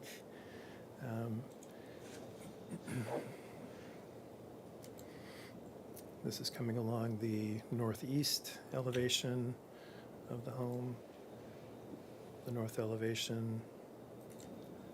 This is looking at the northwest elevation along the side. And then this is the garage that will be converted to the ADU. This is a view, a simulation. I stood up on the roof at an elevation of the proposed second floor elevation height, looking north. So we will elaborate on a discussion about this neighbor here. You did receive a letter of concern from this neighbor. So I will address that in a moment. This is also from the balcony view looking towards the east, and this is a neighbor that we have support from. I think they're probably the most impacted by our proposal. All right, this is our streetscape. This is starting 2 doors to the right. This is the neighbor directly to the right, the one that is closest to the balcony. This is our streetscape showing the beautiful sycamores. This is the home to the left, 2 doors down to the left. And this is starting across the street, about 3 doors up, showing second story. This is actually one of my designs. And this was surprisingly favorably mentioned in your design review guidelines manual. So I just pat myself on the back for that. This home is adjacent to that. This is another home directly across the street, another one of my designs. And then this is across the street, not one of my designs. And then this is, again, the next 3 in line. So you can see there's a whole series of 2-story homes in the neighborhood. So we're not introducing anything new from that standpoint. I did bring a couple of photographs. I assume the camera can view those. I did not. Where would you like those? If I could just ask City TV to zoom in on the photos that are going to be placed right below. So this is just a discussion concerning a letter you received from the neighbor at 2943 Ventura Drive, which is a neighbor to the north. So that is a, wow, good job. So zoom out just a touch, a little bit more. So you can see at the bottom there, there's an arrow that's pointing to the subject property, which is our address at 2944 Valencia Drive. Our second story addition and balcony are virtually in line with the existing roof line that you see, on the bottom portion of the main residence. This photograph scales it really close to 1 inch equals 40 feet. So from the back of, or from our two-story face to the southeast corner of 2943 Ventura Drive, which is that largest footprint in the neighborhood, it looks like. That's about 100 feet to the southeast corner, and to the north west corner, that's 130 feet from us. Here is the next photograph I'd like to show you.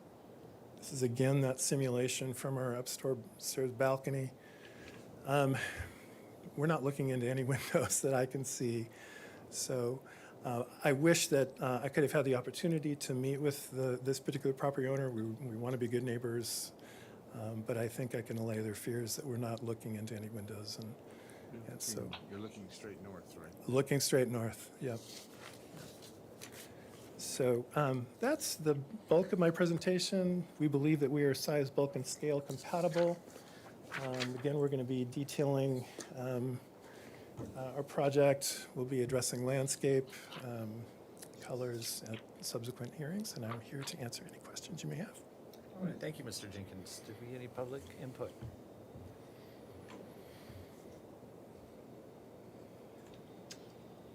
Thank you, Chair Miller.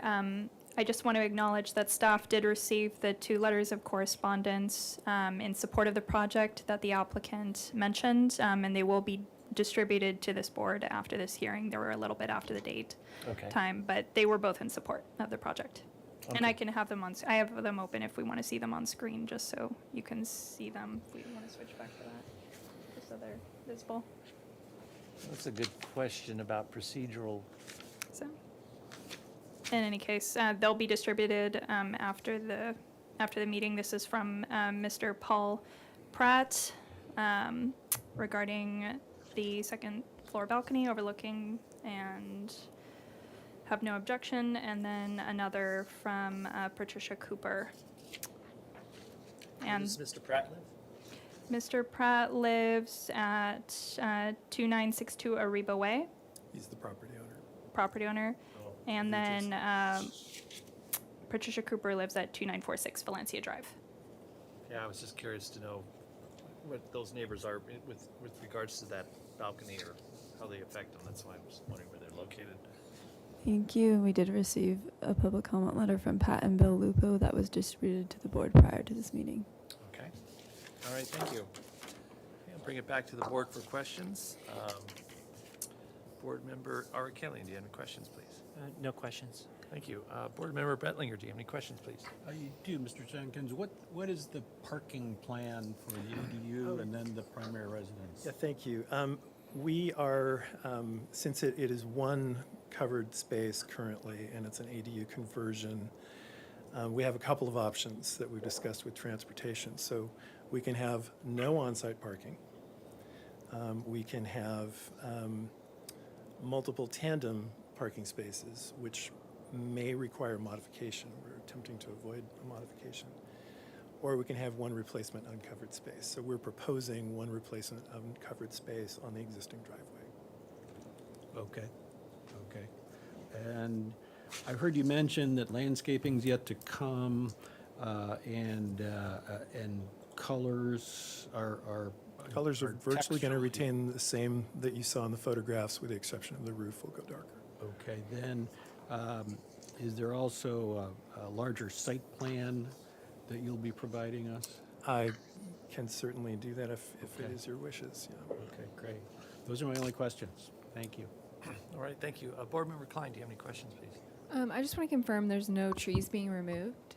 That is proposed? correct. Okay, thank you. Thank you. Board Member Motisha, any questions? No questions. Back to the parking. So the ADU is existing, or No, you're the adding it, The ADU is proposed. It's converting an existing garage. and you're adding to the main house. Correct. It's existing non-conforming parking, Correct. which is uncovered one single parking. Well, it is covered one space, so you can see the existing floor plan in front of you there. Yeah. So here is the existing garage, and so it's a one-car garage door. The other portion is workshop. Yeah. So that's being converted to An ADU. the ADU. So you're losing the single parking, but you still comply with the city ordinance with an uncovered single parking. Is that Correct. Correct. Right. Got it. All right, that was my, And to clarify, just to add on to that, so as the applicant noted, while this was going through application completeness review, we did look at parking and alternatives. Because the existing garage is non-conforming with only one space, they're only allowed to do one replacement space in the driveway. so you're kind of looking at it as uncovered, Yes. non-conforming. Got it. Yep. All right, that was my only question. I'll bring it back to comments. Board Member Ari Kalian, do you have any comments, please? I do, yeah. I believe the massing throughout the house fits very well with our guidelines and is aesthetically appropriate. In particular, I believe the second story being stepped back along the south elevation is aesthetically appropriate. Believe quality architectural materials are being proposed here. I'm on sheet 4 on the south elevation. South, yeah. So on the second, thank you. So on the second story, I'm seeing those 3 windows. I believe it would be more aesthetically appropriate for there to be 2 instead of 3. I believe the windows that are near the corner are each corner are pretty close to the corners, and I feel like it would be more compatible if it were 2. And then I'm on the north elevation.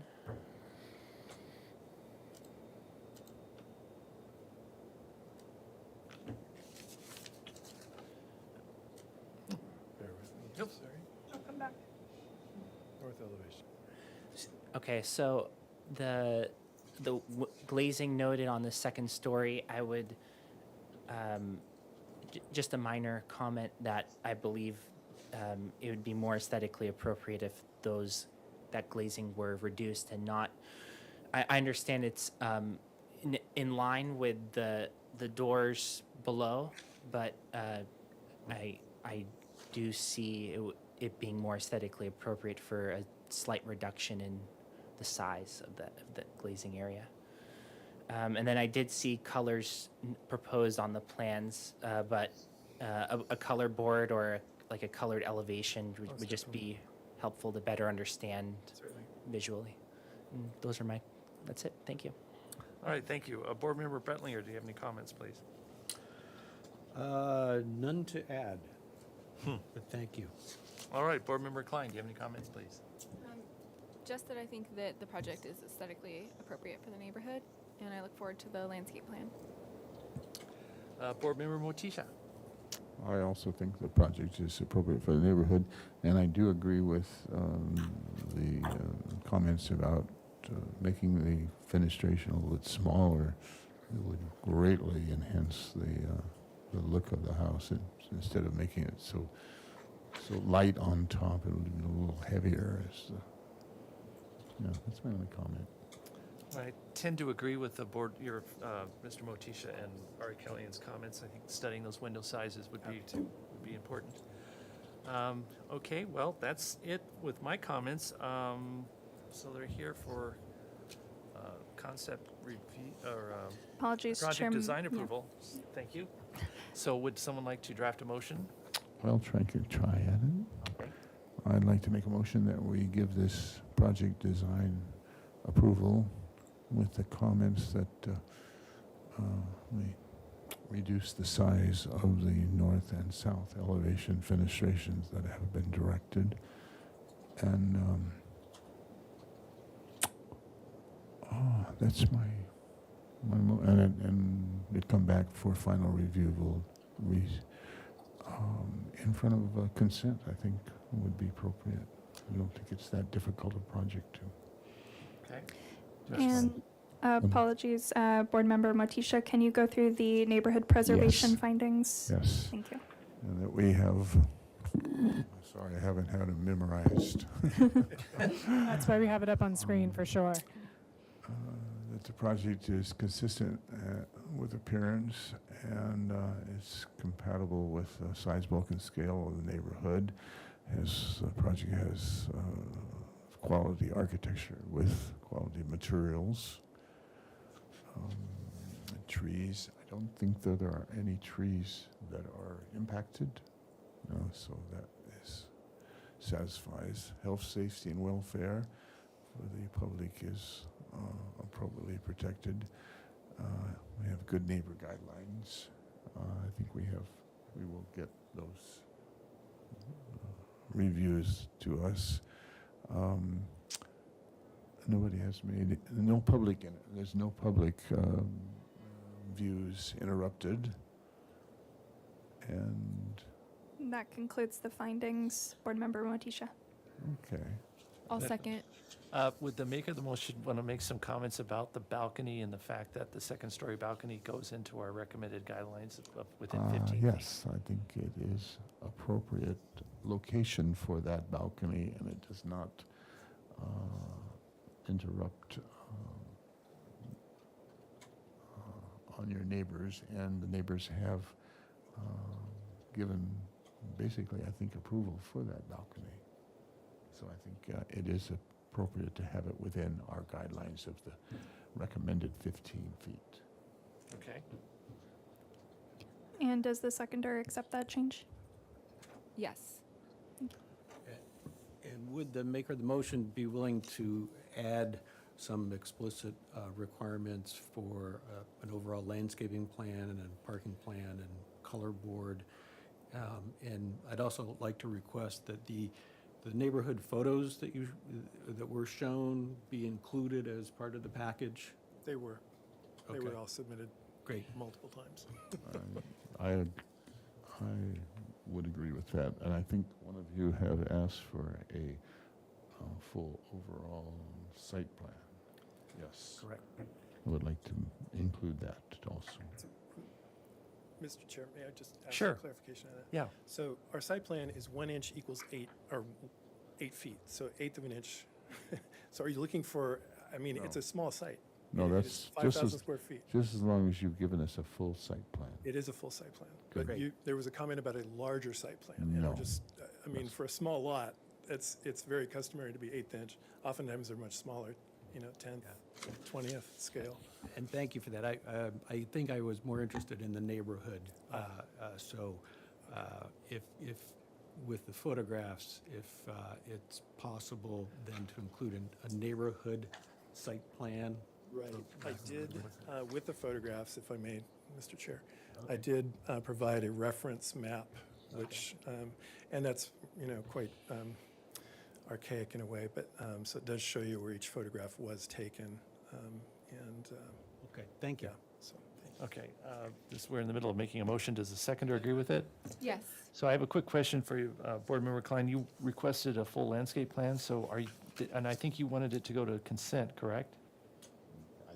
Probably should rescind that and. Well, I'm bring just it back. Well, I'll be at consent, so Oh. I'm fine with that. Okay, so we'll leave it. Let's leave it then. Okay. For consent then. All right, may I have a roll call, please? Thank you. I'll go ahead and start the roll call vote. Board Member Arkelian, Yes. Board Member Brentlinger, Yes. Board Member Klein, Yes. Board Member Motisha, Yes. and Chair Miller. Yes. Thank you. Motion passes. All right, thank you very much.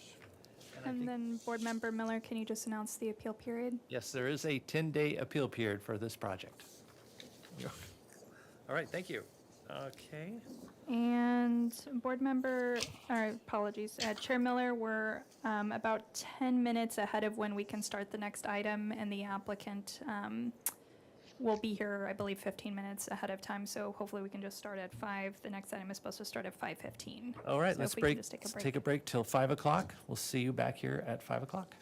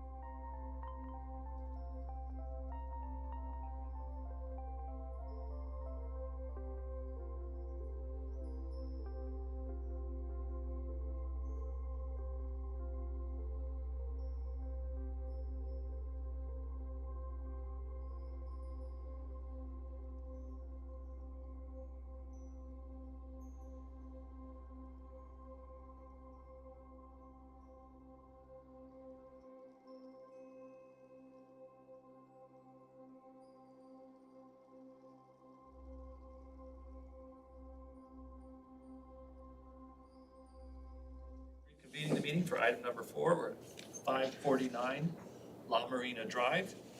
This is a continued item for concept review. It's a proposal of substantial redevelopment of an existing 1,419, oh, that's much better, square foot residence with an attached 434 square foot garage located in the Hillside Design District. Project includes a 119 square foot main level addition, a 1,078 square foot new second floor addition, and a 574 square foot deck.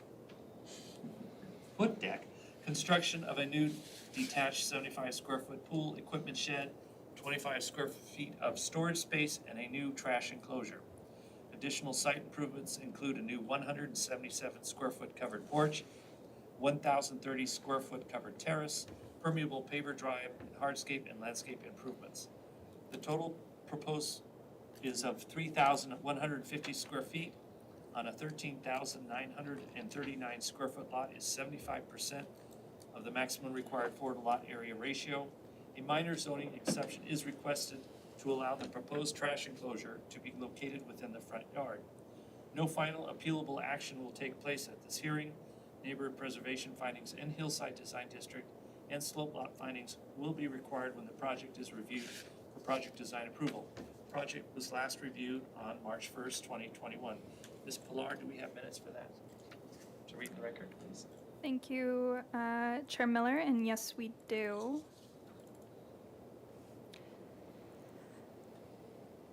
These are the minutes from the March 1st, 2021 hearing. The motion was continue indefinitely to the full board with comments. The consensus of the board is that the project is generally compatible in terms of size, bulk, and scale. The project will not affect public views. The board would like to see additional landscaping, finishes, colors, and specifically requests the roof material be addressed. The consensus among the board is that the preference is slate or an asphalt shingle material as opposed to the standing seam metal roof. The board may be in position to grant project design approval at the next hearing. Action by Kalas, seconded by Motisha, 600, motion carried. Thank you. Regarding the minutes, since it's here for concept review and it says it's open for project design, can we grant that today or not? It's not agendized. Thank you, Chair Miller. The project is currently in application completeness review. They haven't been deemed complete yet, so they can only be heard for comments only. They are getting close, though, so I would expect at the next hearing they would qualify for project design approval. All right, thank you. Mr. Ochsner, if you'd like to present your project. Yes, Tom Ochsner, project architect. So exactly right. Our intentions were to complete the items on the incomplete letter and come back for a design approval. And then there was a request by the owner to look at a pool on the south side. So what we did was we developed the drawings for a pool design, but we held short of having the civil stormwater designed for that until I could bring it back before your board here to see what you thought of it. So really the intention here is really not to review the entire project. It's to really focus on the inclusion of the pool and what kind of supportability that might have so we can move forward, if so, with the stormwater and the completion of the drawings. So You give us just a review, just a site plan review, Oh, so yeah. it brings it back to us. Yes, exactly. So I know it was back in March. So this is up high on La Marina. This is a property that descends from La Marina south towards the ocean. So it has a steep driveway that goes down. There's the driveway that's descending down to the one-story house. That one-story house will be significantly altered, substantial redevelopment with a two-story. And that's the project that you had looked at before. These are some of this is looking the other direction north from that cul-de-sac where this descends down onto. That's the top of the driveway. And that's looking across the street. And there's the driveway that's going down to the property. That's looking again down. The entry is a gate, so pedestrians would kind of walk partway down the driveway and go down these steps to the front door, which is down there. Again, that's going to be remodeled. This is a good look, and I have some additional photos of this area. This is where we're proposing the pool, and I'll show you that on the site plan here shortly. So the idea of the pool would be a narrow pool that hangs out towards the southerly property line on that slope. This is looking to the west of that slope. And then this is looking up the driveway from the house. And then this is looking down the driveway. And I do have a photo, I think that would be handy, and I can pass it around to the members here of another shot that kind of looks across that slope so you get a feel of what we're looking to do. We have developed a landscape plan. That was one of the comments of the minutes. So we have a conceptual landscape plan here, but again, we fell short of developing the stormwater until we know what we're looking at. So project plans right here.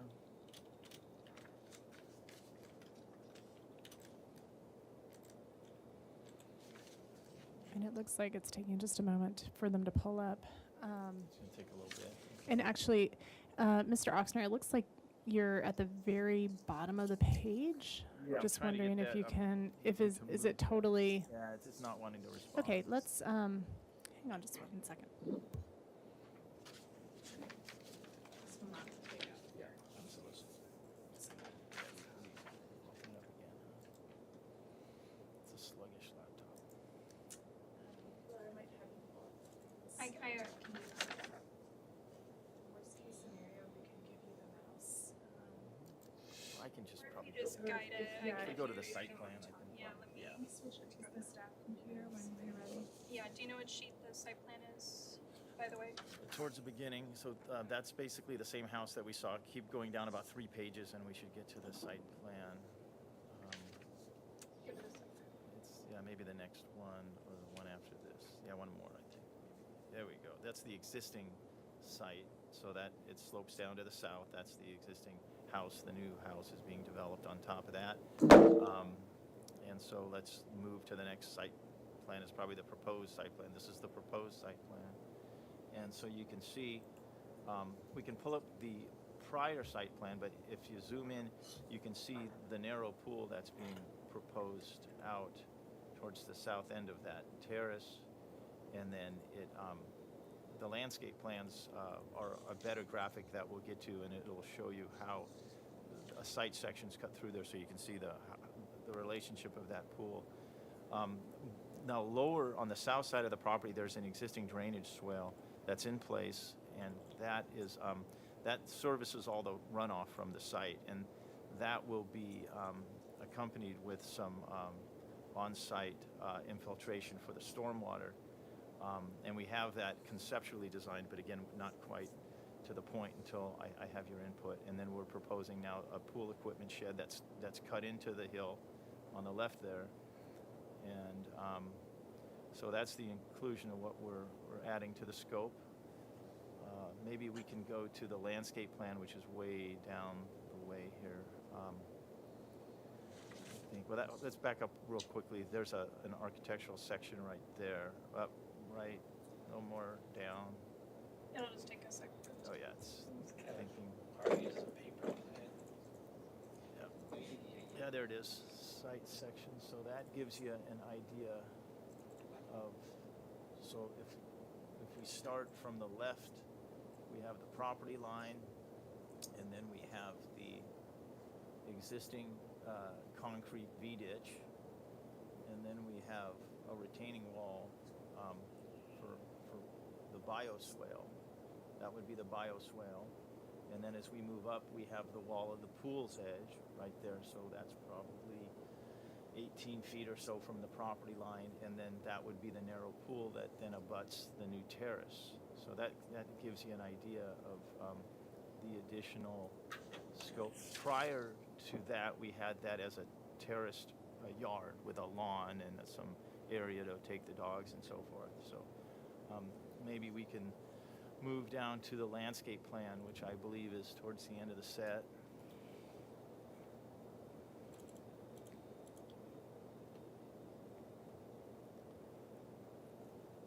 There it is. This is Chuck McClure has developed this. So he's got a graphic section also on the top right corner of his page, which helps illustrate his concept on how to handle the pool and the landscaping, and then our drainage features and so forth. So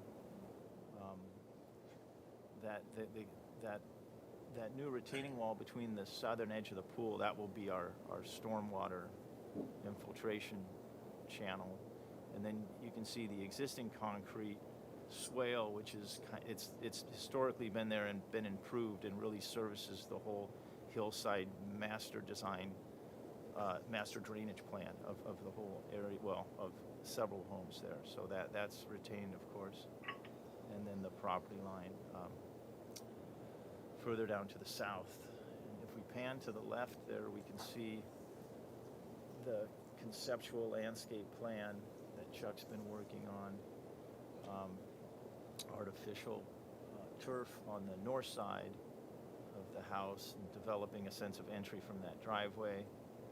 And the architecture helps that read better as an entry than it does now as a one-story, dropping down on it. And then if you pan down a little further, you can see the columns to the balcony and to the terrace that then we put the pool right to the edge of that to give it a couple of layers of screening and landscaping from the south edge of the pool to the southern property line.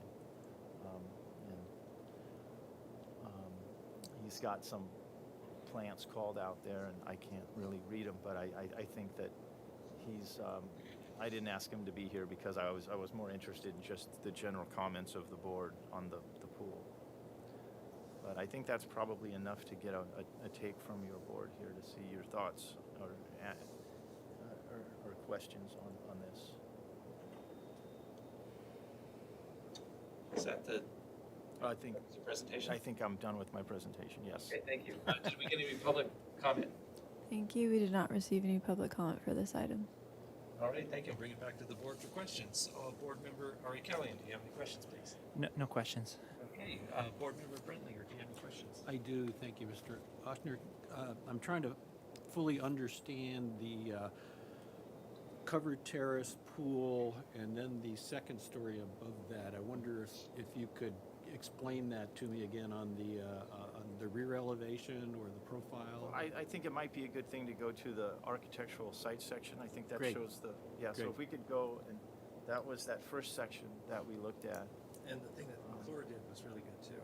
Yeah, exactly. So yeah, this I think is a good graphic that can help you. That illustrates the residence and the terraces and the pool.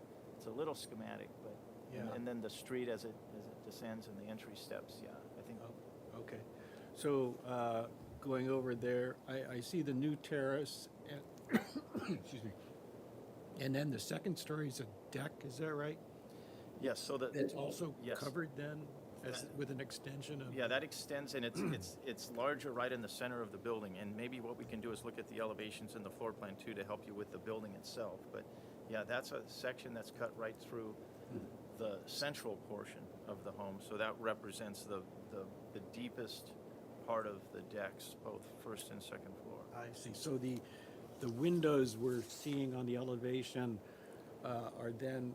Or behind that. Are, okay, they're not on either the deck or the terrace? Right, there are those single lines that you see that say between the new family room and the new deck. Okay. There's a single black line, and the same thing with the lower level with the new terrace and the new great room. Okay. That line that you're seeing there are those windows that you're looking at on that south elevation there. So those are pushed back.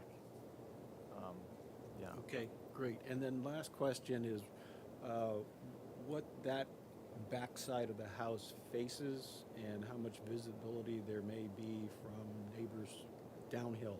Yes, so I thought that question was going to come, so I tried to bring more photos here than. Part of my interruption, if I could just ask the chair to put them in the middle so that City TV could zoom in on those for people watching from home. So these are some shots looking downhill, and I think that helps with that question.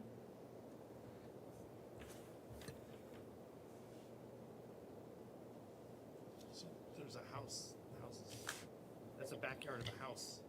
That's the backyard of a house. So that's looking to the southeast. Yeah. Have you contacted that neighbor? We've had, yeah, there's no concerns with what we're doing.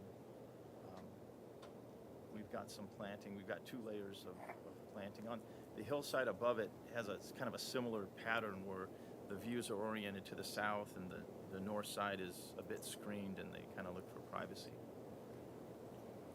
Okay. Those are my questions. Thank you. All right, thank you. Board Member Klein, do you have any questions, please? Just one, in the landscape section, it showed the concrete swale having a board over it. Is that correct? It said for like a path? So there's an existing swale that we're not going to monkey with, and that is doing the work of historical drainage. But there's a new, I think that's a good section there. It shows there's a new, basically a concrete ditch that will have material in it to filtrate and do its job for the hillside. Yeah, if you go to the landscape one, maybe I can explain a bit better my question.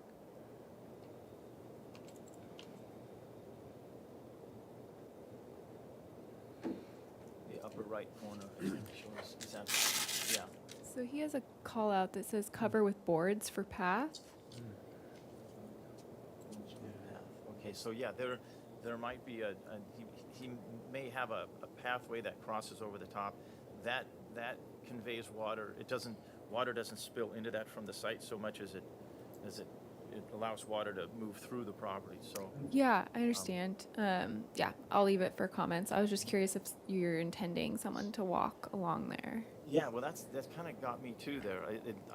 Maybe on the landscape plan he might show an access point down there. Let's see. Oh yeah, that's probably that right there. That's probably where that board is to cover it, to get over, I'm thinking. But that's a good question. I'll look at that. Great, that's my only question. All right, thank you. Board Member Motisha, any question, please? The patio now that's up there, is that's part on slab and part on wood? So the house right now is has a terrace at the same level that we're looking at for the pool. Yes. And that's a slab outside the house. Now that, All the way to where the pool is? yeah, it goes pretty close to, right to the edge of where the pool is. The house itself is raised foundation. House is a raised foundation, Yeah, but you have a it's- slab for a back patio. Right. Yeah. You know, the way they have You have, we're not structural engineers, so you have a lot to support back there, especially with a new pool going in. Yeah, well, it's caissons. The house is built on caissons anyway, and it will have more caissons with this addition. That hillside there is kind of notorious for clay. That upper La Marina is notorious. I know a lot of people up there who have movement. Yeah, and it's Patio is, hopefully the old patio is slab. yeah, the old patio is slab, and it'll come out in favor of a new patio, but it's the True, same yeah. elevation. Yeah. So there's gonna be a lot of caissons gonna hold that pool up. The pool will have probably 6 caissons below it, something like that. Okay, that's my own question. I was So I concerned. want to follow up with those questions. Have you contemplated how you're going to get in there with the auger to dig those? Yeah, the booms, yeah. They've got, the goal is to get 24-inch diameter, so the boom can go down about 18 feet for the 24-inch diameter caisson, but if they have trouble with that, we engineer for 18-inch, which they can have a longer boom. But yeah, it works. I've encountered that on many issues. But Okay. I know, I'm surprised at how far out they can hang those dangling drill bits and go down with them, but it's amazing. Okay, so I know it's not to our purview, but now you got me questioning here. What does it go over the house? Well, the driveway, so where the garage is, if you go out here, so what they would do, you see that driveway area Yeah. to the left? So that they would park their rig there and they would hang the boom out Oh my God. and dangle an auger, and they drill their caissons with that. Okay, then. Yeah. I'll need to remember that one. All right, thank you. Okay, that answered my questions. I'll bring it back for comments. Board Member Ari Kelly, any comments, please? I do. I believe the change to the shingle roofing is aesthetically appropriate. I'm reviewing the cover sheet for the proposed colors, and go to that actually. Color sheet.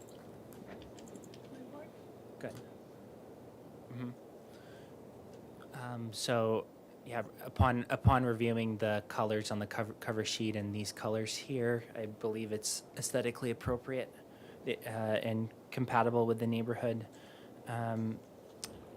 Aside from that, I believe the project is ready for PDA when it comes back. Thank you. All right, thank you. Board Member Brentlinger, do you have any comments, please? I think it's it's aesthetically pleasing, and I think it appears that you responded to the comments from the last meetings, so I support the project. Good, thank you. Board Member Klein. I agree with the previous board members' comments, and I'd just like to add to study what that swale path is and just the drop there for safety. Caught me by surprise, too. Okay, thank you. Board Member Motisha, do you have any comments? Well, I also agree with previous comments from the board, and I support the project. And with this, I mean, it's in front of us for this swimming pool, and yes, All right, thank you. that's my comment. The color of the walls? I thought you... Oh, The bonding material. it's yeah. pure white? Well, it's close, it's Chantilly lace, so it's close to white. That sharp contrast is a popular thing these I know. days. Yeah, I know. It's like C's candy. All right, thank you. That was my comment. With that being said, you're here for project design. Well, you know, for concept review. Concept review, yeah. So, I guess you wanted favorable comments regarding the pool, is that correct? Before we commit to the stormwater design. All right, would someone like to make a motion? Thank you, Chair Miller. And before the board makes a motion, again, it's here for comments only. It will likely come back before the board for project design approval at a soon date. I would just ask if you include in your motion whether you would like it to return to the full board or to consent. All right, Thank thank you. you. Someone like to entertain a motion?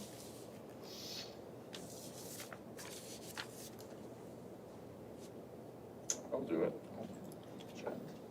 I would like to make a motion that we give this project, that we, this concept review, that we have reviewed it and we give our approval for the swimming pool, what they are asking to include in this concept. And that we bring it back in front of the board for design approval. And Apologies, Board Member Motisha, if you could use, your just, mic. sorry. And, yeah, I think that's just, they're asking for approval of the pool. That's my motion, that I come back in front of the board, full board for design. All right, thank you. Do I have a second? I'll second. All right, any further comments?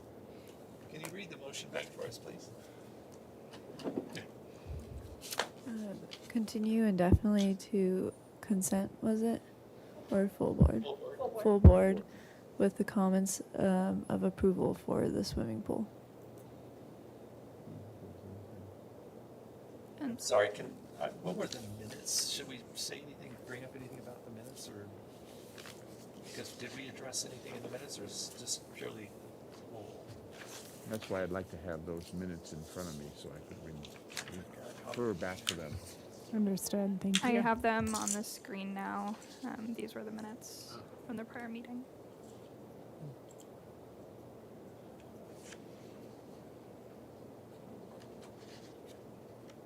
Just as clarification, what was the roof material? Comp shingles. Got it, okay. That's all shingles, yeah. All right, thank you. Can we have I think we're good. Can we have a roll call? Thank you. We'll go ahead and start the roll call vote. Board Member R. Kellyan. Yes. Board Member Brentlinger. Yes. Board Member Klein. Yes. Board Member Motisha. Yes. And Chair Miller. Yes. Thank you. Motion passes. All right, thank you. Thank you very much. See you later. Mr. And- Officer, would you like to put those back? These need to go into file. Let's ask people. Yeah, if I could Actually, if you could just send me those electronically, that would be fine. We don't have a physical file anymore. And then Chair Miller, we're a little ahead of time. The next item is supposed to start, I believe, at 5:55, so we can start 15 minutes in advance. So if we could just recess until. 5:45? Yes, 5:40. Okay, so let's recess the meeting till 5:40. See you then.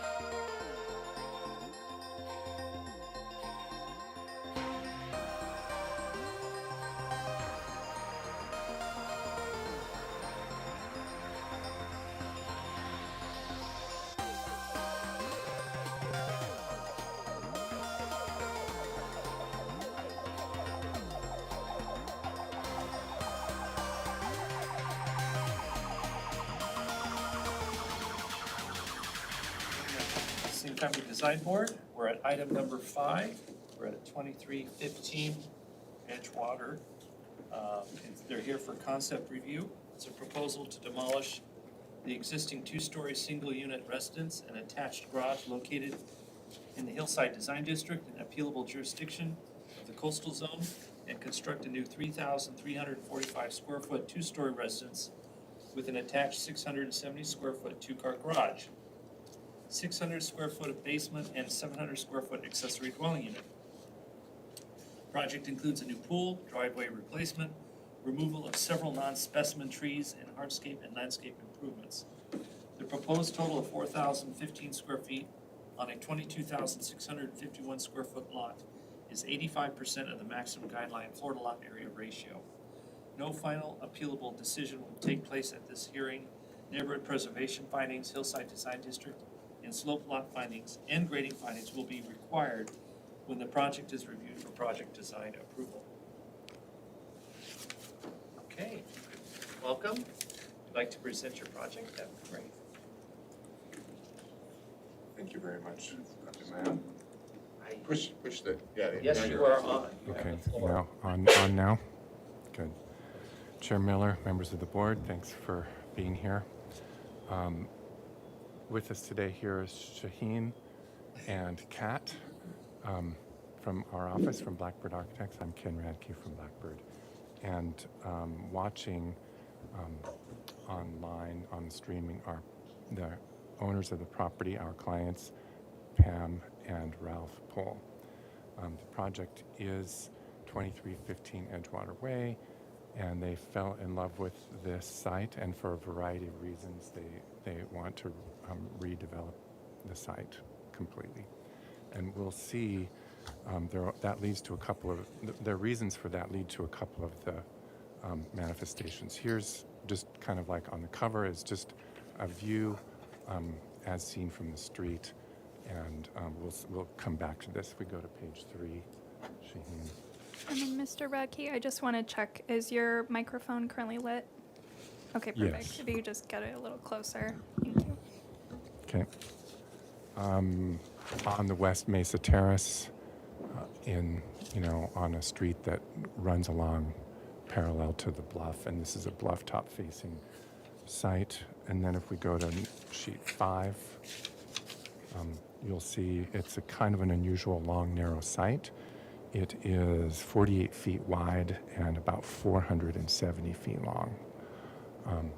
So there's a kind of a zone there where the neighborhood is building houses, and that's in general where the existing house is and where the proposed house is. So I think we can go to then, I think it's going to be better for you if we actually show you the site plan first, and then we'll skip back to the photos, because I think that'll add to your understanding and be a little quicker. So page 16, the survey. So here you can see the existing house, which is an accretion of pieces built over different times. It doesn't actually quite meet all the setbacks here and there, but it's close to the setbacks. And on here you can see those blue lines, 48 feet wide. As a bluff top site out there on the right, the coastal bluff edge as well as the bluff setback were determined by the geologist. So that those are technically determined. We had nothing to do with it. So the edge is up at the top, 41.5 feet to the setback for the 75-year potential for bluff change. And then if you go to the next one, you'll see, in essence, the proposed house is very close to the same footprint in terms of its situation on the site. Just following the setbacks actually a little bit better. You can see this is also a really good image if we can keep it on there. Is it just turning off by itself? Yeah, it does that. The gray surrounding the neighboring properties are as gotten from the city planning department and from their submitted plans. So those are pretty good footprints as to what the neighbors are doing. Our project is largely two-story, and the two of the properties, the one up, which is to the east, and the one down and to the left, which is to the west, are 2 stories, and the one on the right, out closer to the bluff, is actually a small 1-story structure. I think if we go to the next one, this is the landscape plan, but it's good for seeing the site development. Because of the raking angle out at the street, it kind of pushes anything that you do back. And so that's where the garage is. There's an existing set of landscape and so forth out at the street that is essentially proposed to be maintained. So it gives some distance from the street in the neighborhood. And the neighborhood is largely composed of houses with garages facing straight out onto the street. There's a garden court entry there that brings you deeper into the site, and that's where you actually enter the house at a front door. And of course, you arrive then where the garage docks onto the house. So then if we go to, is that 18? Then we could go back to page 6. We'll show you some photos of the neighborhood. This is the existing garage that is smaller than code and overlapping the setbacks and so forth. You can see to the right of that property, kind of where that van is a bunch of existing vegetation that is in the setback, can't be driven on, and it's too pointy to really use for much. If we go to the next one, some neighborhood context, from this West Mesa Terrace, some kind of diverse palette of architecture here. You could go to the next one.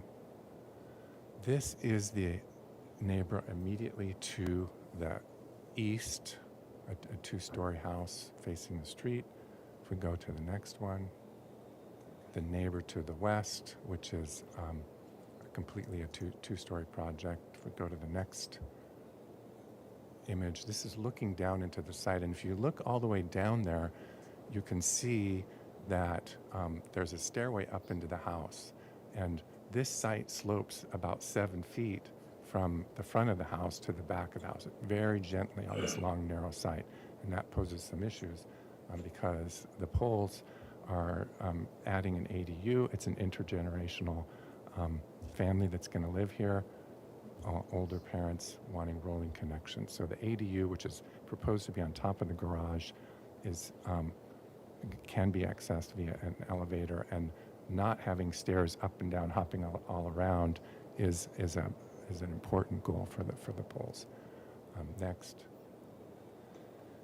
This kind of sees the side of the existing house, and then on the left, and then on the right, you can see that to the west of the Poles property, the neighbors have a long driveway.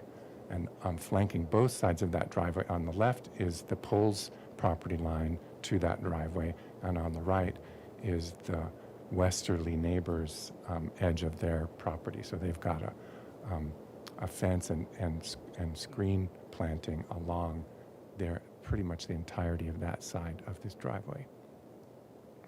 This is the south side of the existing house to be replaced.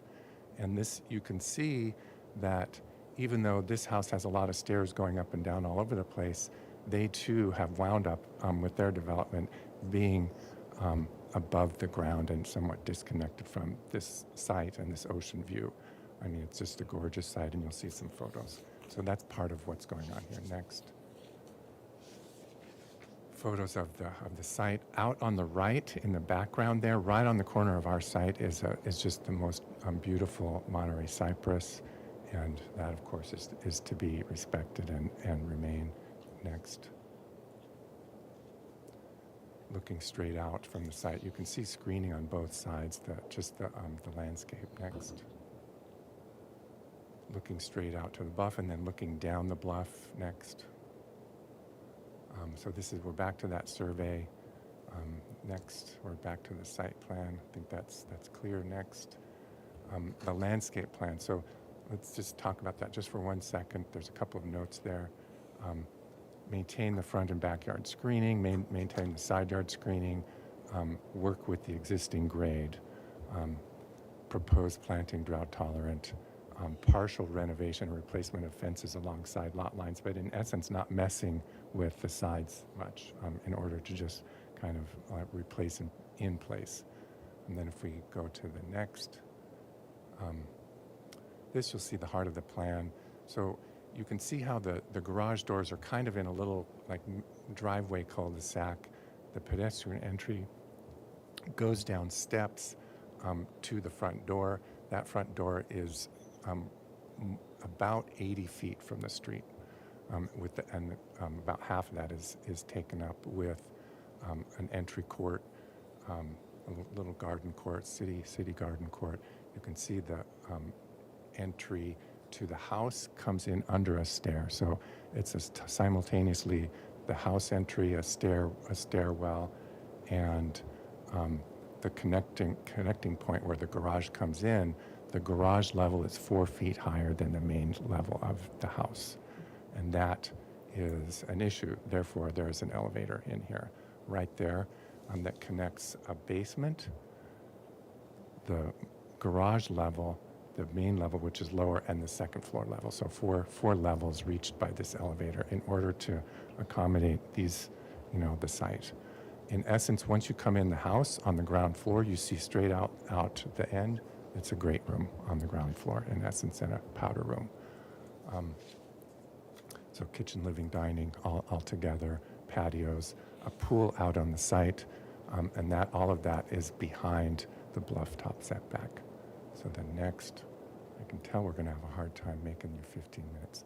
Those are the main entries with the blue dots, and the light blue along the side. We have little side entries into the side of the garage and into the mudroom, and sort of like down onto that main level from the little side yard, which is very sheltered and very well screened from that drive, which you can see in the plan there, going back and forth. In the basement is mechanical storage, the elevator landing, and a wine storage room. So next, upstairs, and maybe we could even just go to the next one after this. This shows you the ADU on the north facing the street, and the main bedroom level, in essence, of the house. There are 3 bedrooms, 3 bathrooms, and a study that are on the second floor. 2 little sitting areas on the right, that are oriented to the ocean view. And then if you look at the ADU, it has a stairway coming up from the street, as well as a flat connection to the back of the upstairs. So again, if we have older parents and caregivers and so forth, this ADU, some of us remember they were called granny units, and that's literally the goal here. So then next, I think it's a warm Mediterranean palette for the whole thing. This is a traditional, double thick tile roof. If you go to the next one, that one you can see where net zero PVs would amount to about that much in wells. So those could be tucked down in, along with some heat pump condensers, which have gotten really small. If we go to the next. This is the site section. So at the far right is the street, and at the far left is the ocean, and their property pretty much spans most of that. The bluff is very sort of ragged in section out there on the left, and the developable part is in the neighborhood up on the right. Next.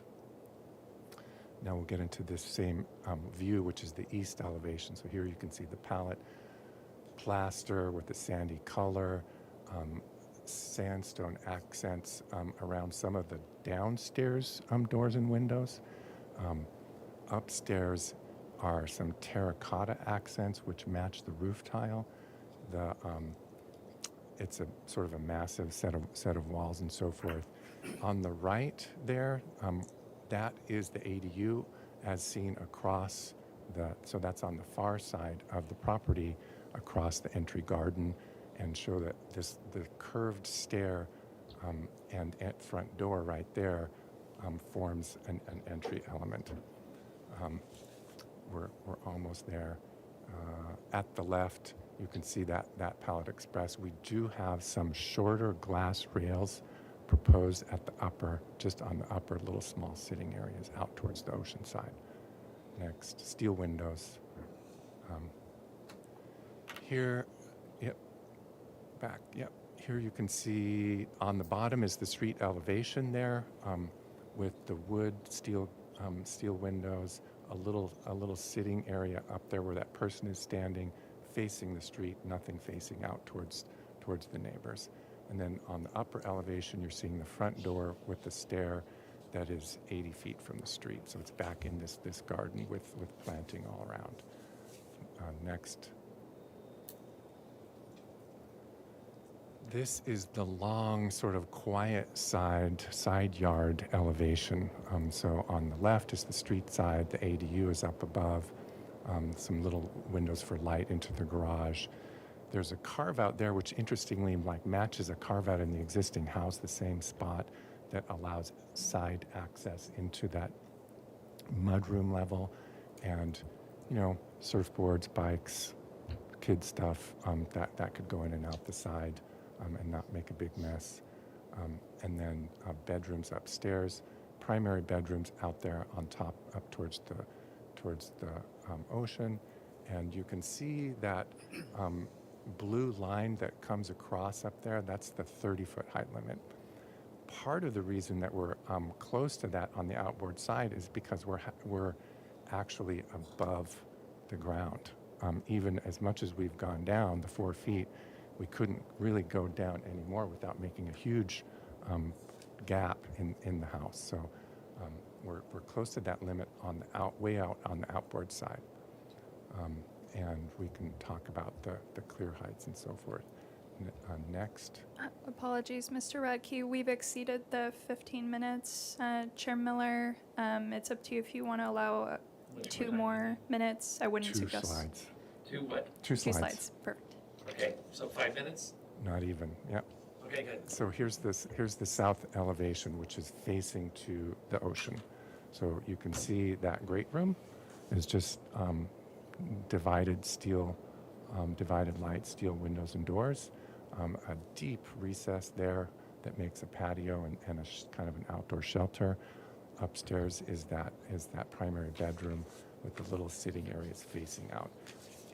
The representations of the neighboring heights are pretty accurate to the best that we could do, just to show kind of like the scale of things in absolute terms. And we're available for questions. All right, thank you very much. Bringing it back to the city, do we have any public comment, please? Thank you. We did not receive any speaker slips, but we did receive 3 public comment letters that were distributed to the board prior to this meeting. All right, thank you. So, yes, so bring it back to the board for questions.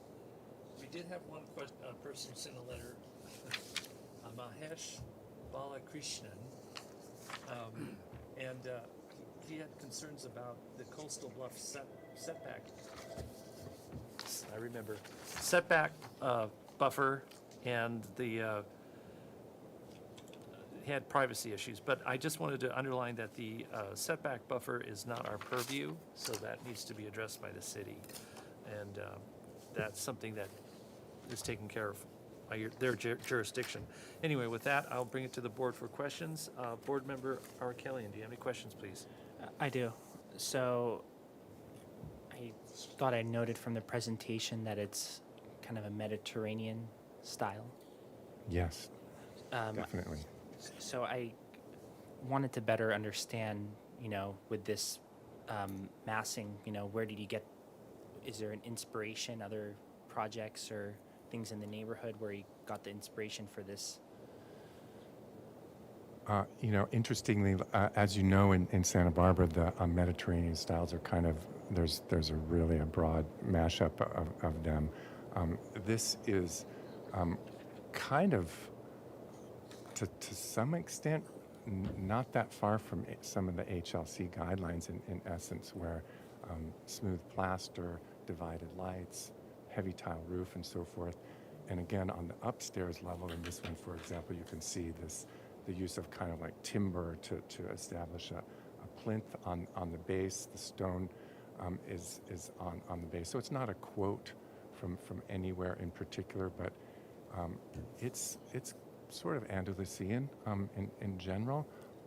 And the steel divided light windows and so forth is really appropriate. In this side is just gorgeous, and the owners have fallen in love with it.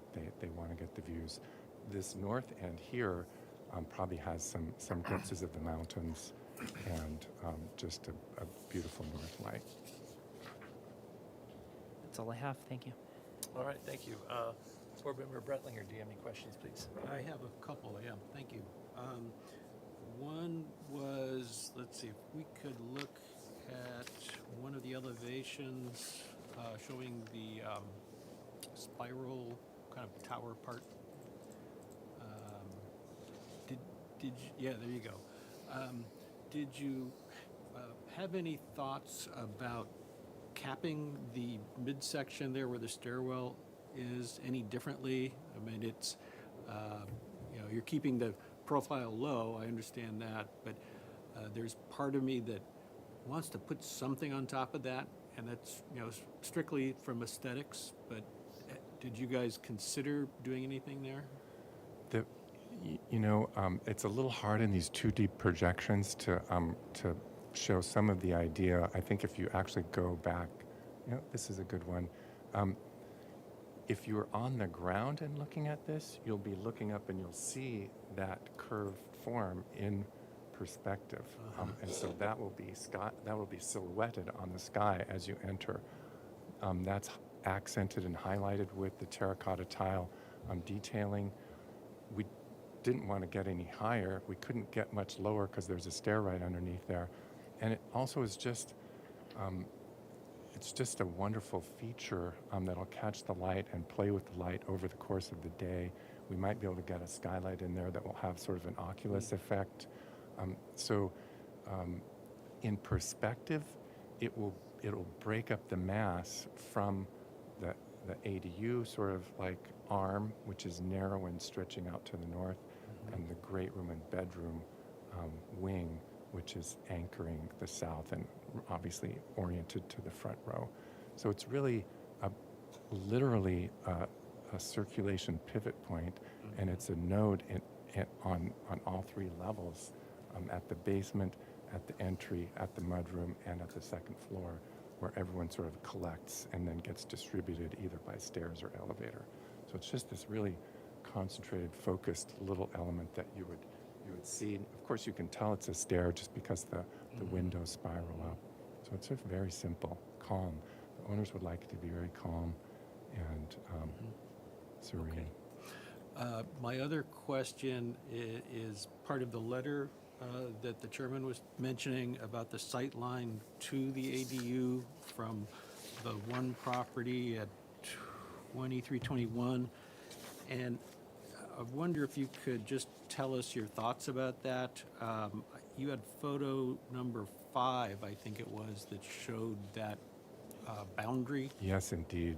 And that's exactly, that photo is critical to our thinking. The poles are, they're quiet. They're going to have their extended family here. That road is quiet because it serves, one house at the end. And because we have 2 layers of built and planted screening, we feel pretty good about having our little side yard, in essence, stretching along there. And the bedrooms on the second floor, they don't have floor-to-ceiling glass. They're just punched opening windows with divided lights. Mostly those are windows for light and air. and seeing the sky. Seeing down into the neighbor is hindered, to say the least. And so the Poles want their privacy. They're oriented with the ADU to the north. And it's also interesting that the sort of the city guidelines and the state guidelines encourage you to put the ADU on a publicly accessible place. It's got an entry from the street, and it's oriented to the north. So it's got its little sitting space outdoors facing the street. It's a kind of a city house, you know, with just the most beautiful, gorgeous oceanside ever. Then could we look at the landscaping plan then? A1.1, I think is landscaping. So again, you know, similar topic there. Looking at the landscaping down at the bottom, at that same location near the neighbor's house, could you step us through that in terms of what, you know, what's there now, what you're putting in, and kind of the size and screening aspects of that? Yes, and you'll have to bear with me. We haven't got the landscape architect on board yet, but in essence, it's a 6-foot setback on a 48-foot lot. You know, so there's not going to be a lot of room on these side yards. There's a lot of existing vegetation right on that property line, and to the greatest extent, some of it on our side, some of it on their side, to the greatest extent possible, we want to leave as much of that as possible. There are these 2 trees that are big eucalyptus that we want to take out right there, but that will then be replanted with things that can get up, and anything that's taller that we can maintain, we probably will. Likewise, you can see what's symbolized here that's not on our property that's existing, which is very, very substantial screening. And again, we're looking down not necessarily into somebody's yard, we're looking down on somebody's driveway through our screening. And it's a quiet, isolated driveway. Okay, thank you. All right, thank you. Board Member Klein, do you have any questions, please? Just continuing with the landscape, are you planning on any slope stability for your new landscape at all along the slope on the coast side? You know, it's pretty much frowned upon to do anything out there. There is a technical question between the city and the engineer about this one patio that's out there, but it's really none of our purview because our idea is just let's not mess with it out there. The geologist has given a very, very clear technical study, so we don't have to do anything out there. Right, great. My only other question was the glass guardrail, how tall is that? It seems like it's not a full height, correct? That's right. So in essence, we've got a parapet that comes up to like maybe shin or knee height. I think it's about 16 inches, 18 inches. And guardrail, as you know, has to be 42. So we're spanning with that glass between the 18 and 42. So it's a partial glass and it's set back.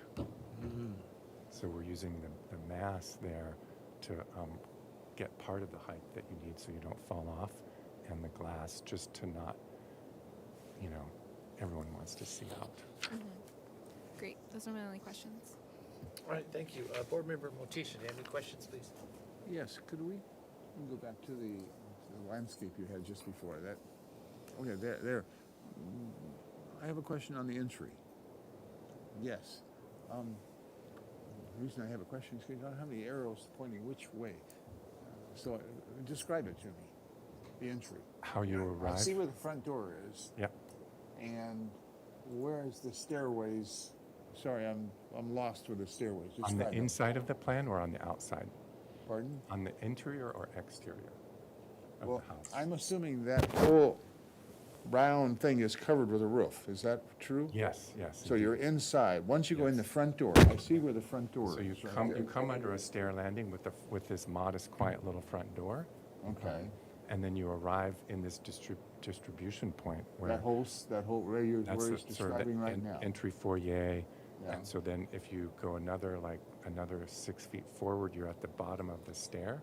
And Right there. that stair goes up counterclockwise. Because that's with the windows. I see the windows on the outside, on the elevation. That's right. And then you land upstairs at the top of that sort of oval ellipsoid set And you of can stairs. look down into this entry area. Into the little, and that's right. So it's a little stair hall. But because we're overlapping three things, it seems worthy, of this little 8 foot by 10 foot stairwell. Because it's the entry, it's the bottom of the stair, it's the top of the stair, it's where the mudroom lands. If you're coming from the garage, and you kind of get just distributed. Okay, I have a question. As you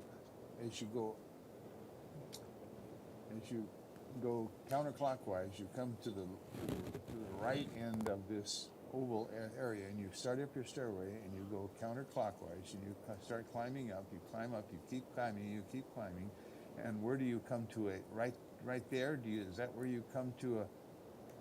That's like a little intermediate landing that has Right there.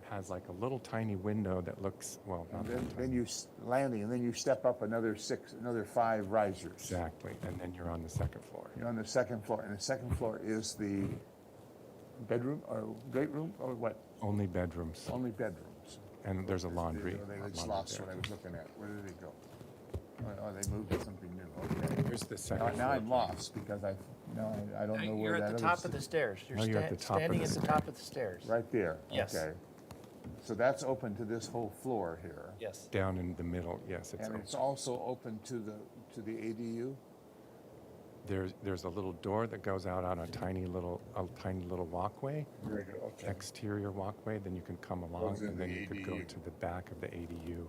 You arrive So- there at the top of the ADU entry stair. Got And it, so this okay. is just like caregivers. Well, that's okay. No, I'm older just parents. interested in trying to get up there. So now we're at the second level. How do you get up to the great? The great room is down below on the What is above this?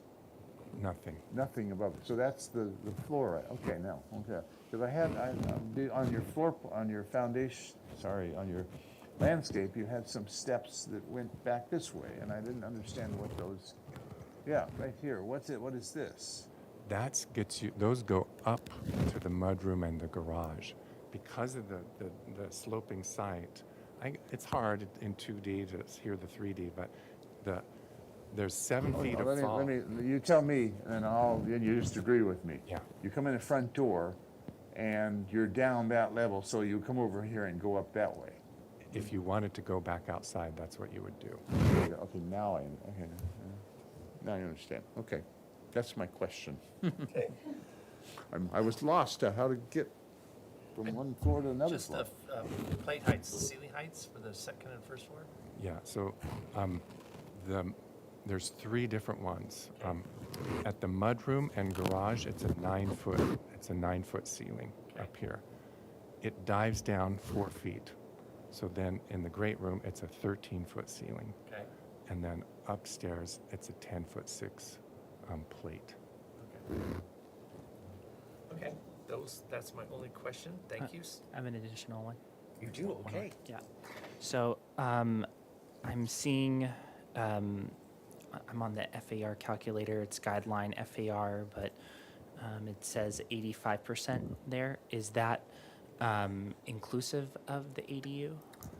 Without the ADU, it's 85%. And those rules are in flux in terms of headspace, but Sure. Pilar could probably, Yes. So again, this is still very early days for the project, so it's just gone through one internal review. And in terms of the ADU, so previously we were not counting the floor to lot area ratio, the FAR, for coastal zone properties. That has currently gone into effect. There's a 60-day period, sort of, what is it, like a 60-day period where you don't have to, for projects that are currently in process, to be issued a building permit, so not even to just get approval, but to be issued a permit. Obviously, this project will need to comply with FAR standards for both the house and ADU. So in the future, they'll have to include both. All right, thank you. Bringing it back to the board for comments. Mr. Arcurian, you have comments? I do. So I'm on, just a moment here. I'm on page 7 of the PDF. I keep thinking that's a fly, and I want to hit it. Sheet A 2.3.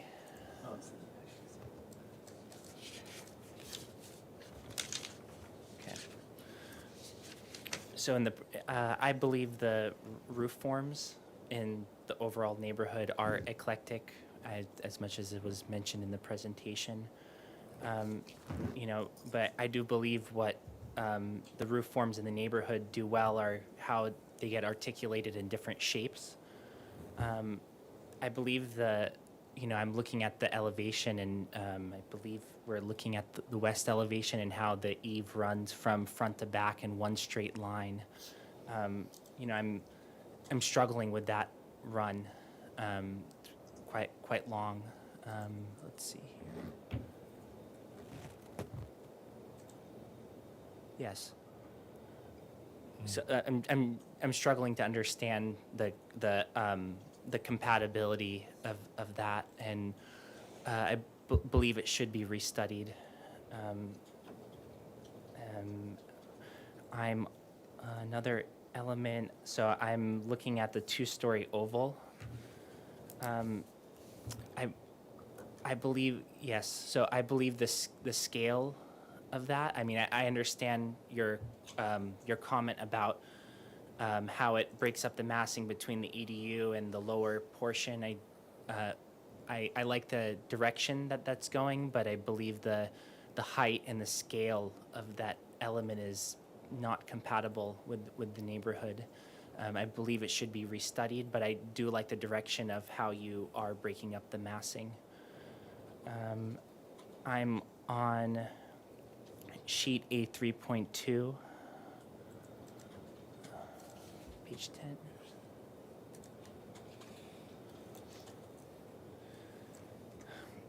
10. So I understand the intention, the importance of the view. I do like how you tried to recess the glass wall. I'm still struggling with that, you know, the scale of this wall and how that's compatible with the neighborhood, the amount of glazing that's inputted here. I would just suggest if there's some kind of way to restudy. I'm struggling to say reduction. I understand the importance of the view, but if there's, I mean, I guess it needs to be reduced or restudied so it matches the scales and the patterns of the neighborhood. And I believe those are all my comments for now. Thank you. All right, thank you. Board Member Bretlinger, do you have any comments, please?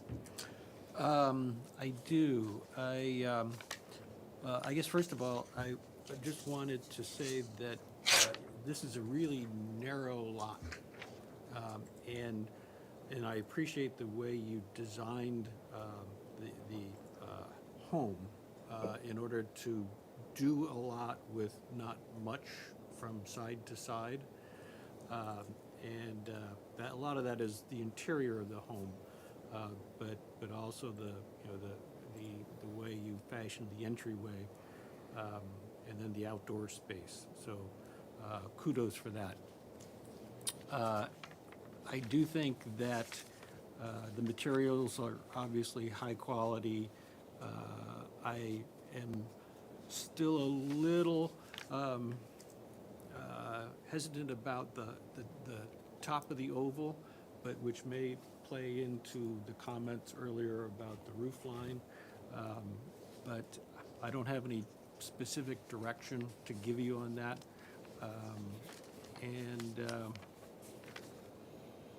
I think, but you know, by and large, I think it's consistent with guidelines. All right, thank you. Board Member Klein, do you have any comments, please? Yes, I agree. The materials are very high quality and fit within the neighborhood. Compatibility, as well as the size, bulk, and scale fits well in the neighborhood and within the hillside.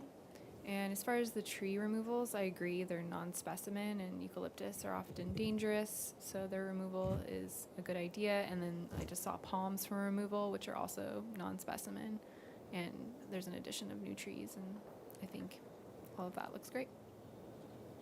All right, thank you. Board Member Motisha. Yeah, I would like to go along with Board Member Killian about the size, bulk, and scale of that west elevation. I think good point is the fact that the house is located where it's at. It's between two houses that are two-story, that are massive anyway, and there's lots of trees there, lots of landscaping. But you've got four elevations that, the north elevation and the east elevation kind of match each other. They kind of fit with the size, bulk, and scale. But I think the west elevation could just take some study to make it not look so massive and that long, like I said, Board Member Killian said, that it's hard to fathom that long just the whole length of the whole building, and then with a kind of just a cutout to get into the mudroom. It could be broken up a little bit and make it a little bit more interesting and more not so big, massive, and then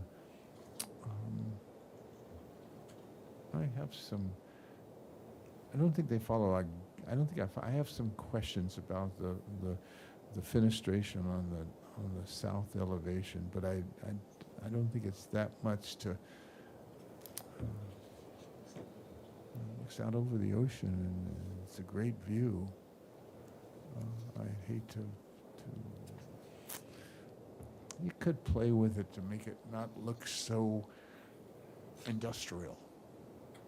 Can I call it industrial?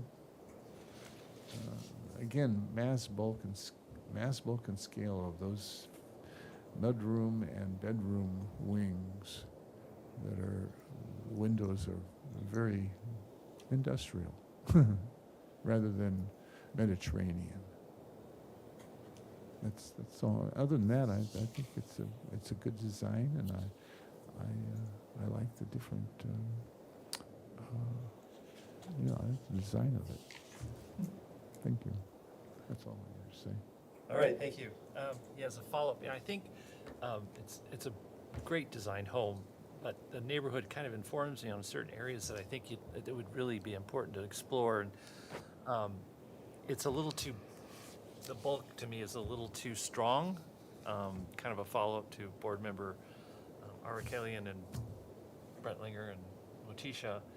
The rear elevation, the windows, I think they do have kind of a, it's a lot. It's like, what's informing me are the houses next door on that one in particular. If you go back to, let's see, what's this elevation here, the south elevation? If you look at your house on the right, see how they kind of somehow, there's the little house and then there's all these windows. So I think that's the best way to describe it. And then I'll let your creative juices kind of decide how to calm down so that it's not all these windows and there's something. I'm about as good as you at saying what you say it's industrial. I wouldn't, you could say it's a airplane hangar look or something, but I don't want to say that. It's just, I get your approach, but based on the neighborhood, I'm kind of saying maybe less in the windows. And the plate heights, I think the second floor plate height could be lowered a little bit. I think that would help.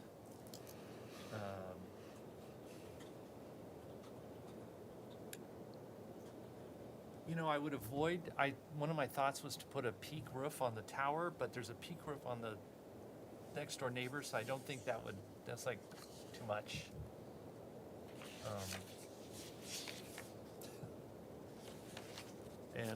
as a follow-up, yeah, and I kind of agree with the other comments, like this long elevation here, could, some opportunities for breakups there, ceiling height changes, something, so it's just not a single ceiling. I think there's something fun to play with there. May I make a comment? Sure. I have a question too. Sure. When Go ahead. you know, part like the entry garden, they're contemplating something like Italianates or with Italian cypress and so forth. And this sort of calm form, like for example, the long hipped eave, that's more sort of very much older Italianate, you know, older than some of the stuff that were part of the Spanish colonial revival. This is more Italian Renaissance, kind of, I can see. And of course, it's updated Right. to modern standards, and that's where these windows come from, because we can have a lot of division. We set them back. It's on a private backyard. Nobody, unless you're looking from a satellite or from the Channel Islands, can see this backyard, and the view is just to die for. So, you know, I'm sure my clients are shedding tears right now to think about obstructing the view anymore. And I think that there's some like updating that we can do for this edge of the continent. You know, I mean, this is really a special spot here, and sort of the old school sort of like steel windows that have this heft and refinement. That's kind of where we're headed. But I just wanted to sort of check that with you. This, Brian used Italian Renaissance. This elevation looks Italian Renaissance. But when you go to the west, let's go to the west elevation.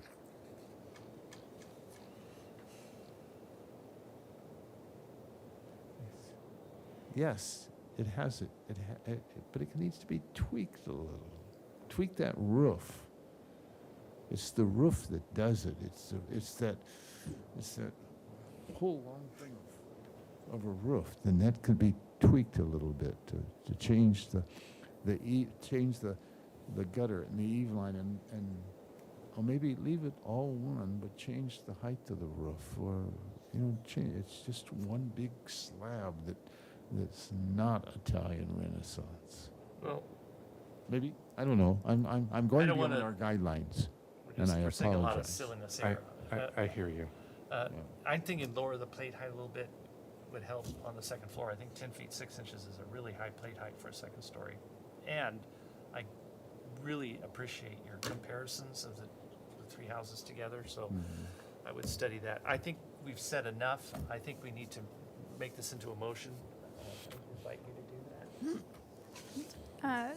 To the board, before you make your motion, so again, this is the first concept review. They're not quite ready to go to planning commission as they haven't been deemed complete yet.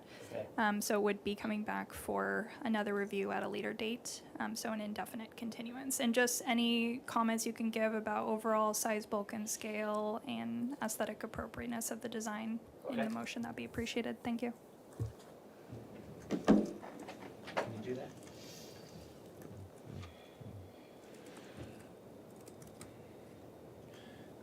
So I would like to make a motion for this project to return to the full board with indefinite continuance. The board generally finds the size, bulk, and scale of the house to be of the project to be restudied. In particular, the oval building element, the hip eave line running along the west elevation. Yes. And the board generally finds the south elevation glazing to be restudied in accordance to